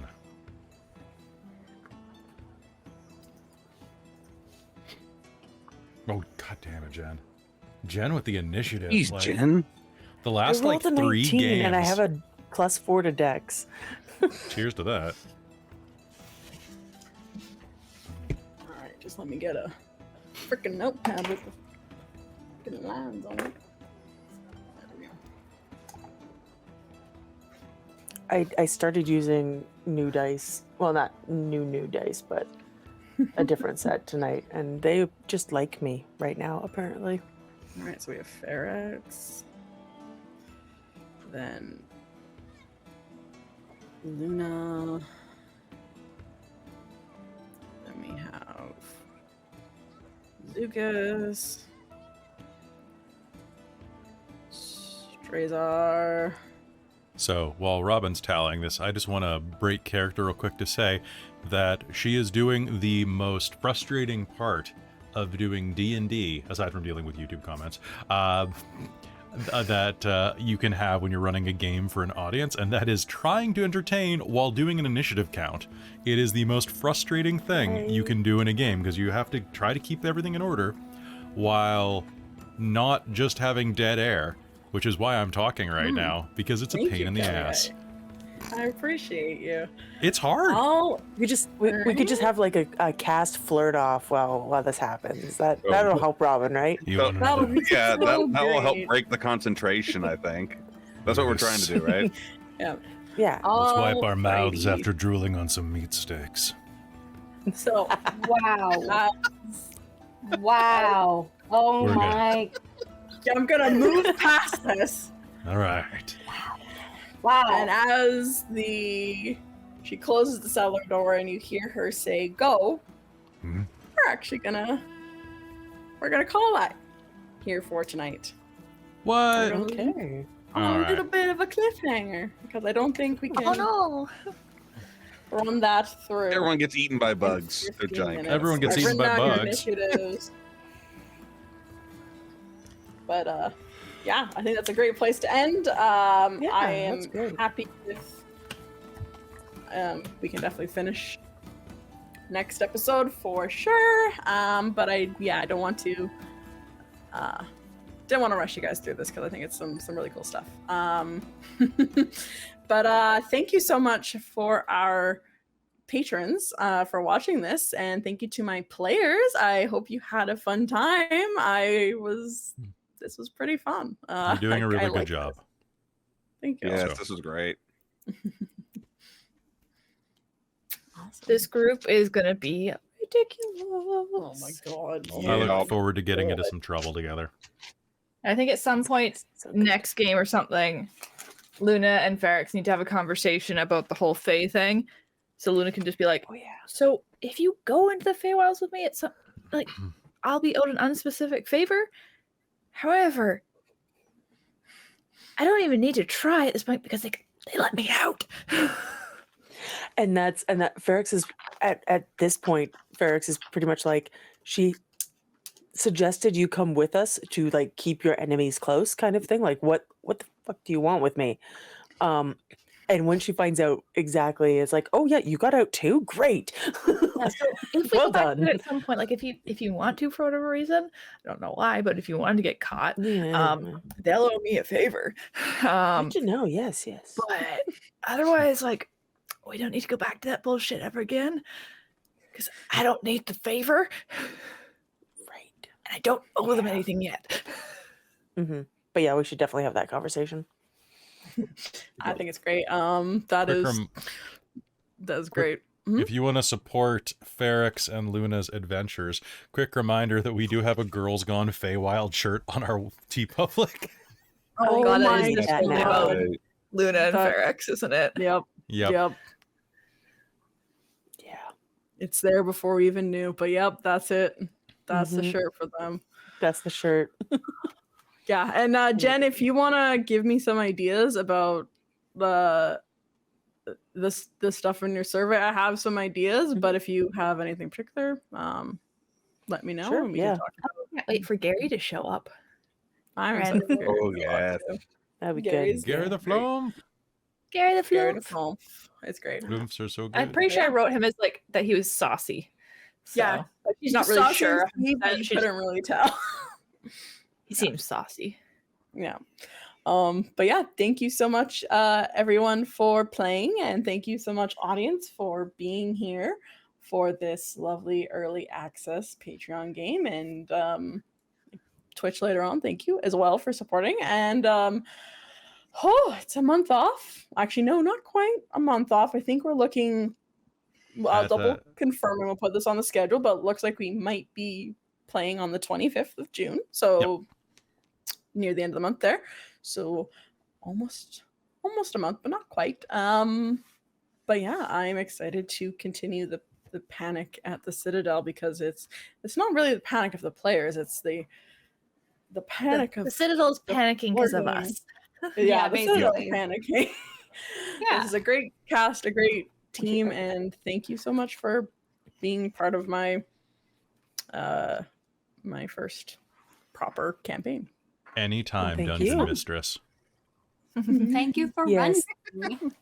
Yes. And thank you everyone watching. It's great. I'll definitely go. I'm sure there's more memes already in the meme things. I look forward yeah. to looking at memes and seeing your feedback. This has been a really great experience, and yeah, I think it's a good place to end on a little bit of a cliffhanger, because we still have a couple with that game and another game to do, and then figuring out what's going on in the market. I'm pretty sure you have some ideas already going on. This game does a pretty good job of making sure it's the investigation is obvious, but it's always a nerve with mysteries, right? But yeah, I hope everyone has a great rest of their evening, and tomorrow is a Strixhaven Summer Special Summer. rebroadcast. yeah. And So then come support that on Twitch, and then Tuesday is Shards of Shards. Narn, and Wednesday is Dragonlance. and then Thursday, I believe, is a recording session for me, but nobody's going to see that until it's time. I guess that means that also we're going to have an episode of Demon the Descent is probably going to drop before the end of the month or right at the beginning of next month. So that'll be coming out real soon, because Hunter was delayed by some tech issues. But Yeah. Traz's computer is not on fire anymore. But we're happy you're here today, Traz. We're happy Right. you made it for Yeah, game I today. can't tell you the So panic I had. glad. This was the week my computer went click. I'm like, no, Yeah, No, right. no. not this week of all No. weeks. Yeah. So, Robin, you did a fantastic job. A big thank you to all of our patrons here who keep the lights on and food in my belly, at least. But I often buy food for everybody else, so, food in their bellies, too. Thank you so much for supporting us, starting with our divine producer, my mom. Thanks, Mom. You're not going to watch this, but hey, thanks anyway. One day you'll understand what your tier is, and you'll create like 15 gods, and they'll all be weird, especially based on the political conversations we had this morning. Yeah, she's great. Thank you to my demonic producer, Precarious. Thank you, Precarious. Keep checking out Precarious's Friday night streams over on his channel, twitch.tv/Precarious. And you can see Traz and Michael, the graphics guy, play some games, as well as Amberthist and a couple of other people who have been on the Patreon before up in there. Big thank you to Tammy, the Forever Cleric, and the Inca Goblin, who are our wizards of the Patreon, who are amazing people and are fantastic supporters, and of course to the High Council of the Patreon. Then that is Taryn, the Traveler, Buddy, Trazelta, Amberthist, Cubby Gummy, Raven with Baubles, Karasha Urquhart, Drew Thompson, Sergio, Chef Eladeth, Larouk, Sorcerer Sanguine, and Mike Baxter. You're all heroes. Thank you so much for everything. Robin? Awesome. Thank you so much. May all your rolls be crits, and good luck on Monday, everyone. That is the worst day of the week. So good luck, everyone. Thank you so much, and cheers. We outie. And remember, Bye. don't panic. Always Bye. panic.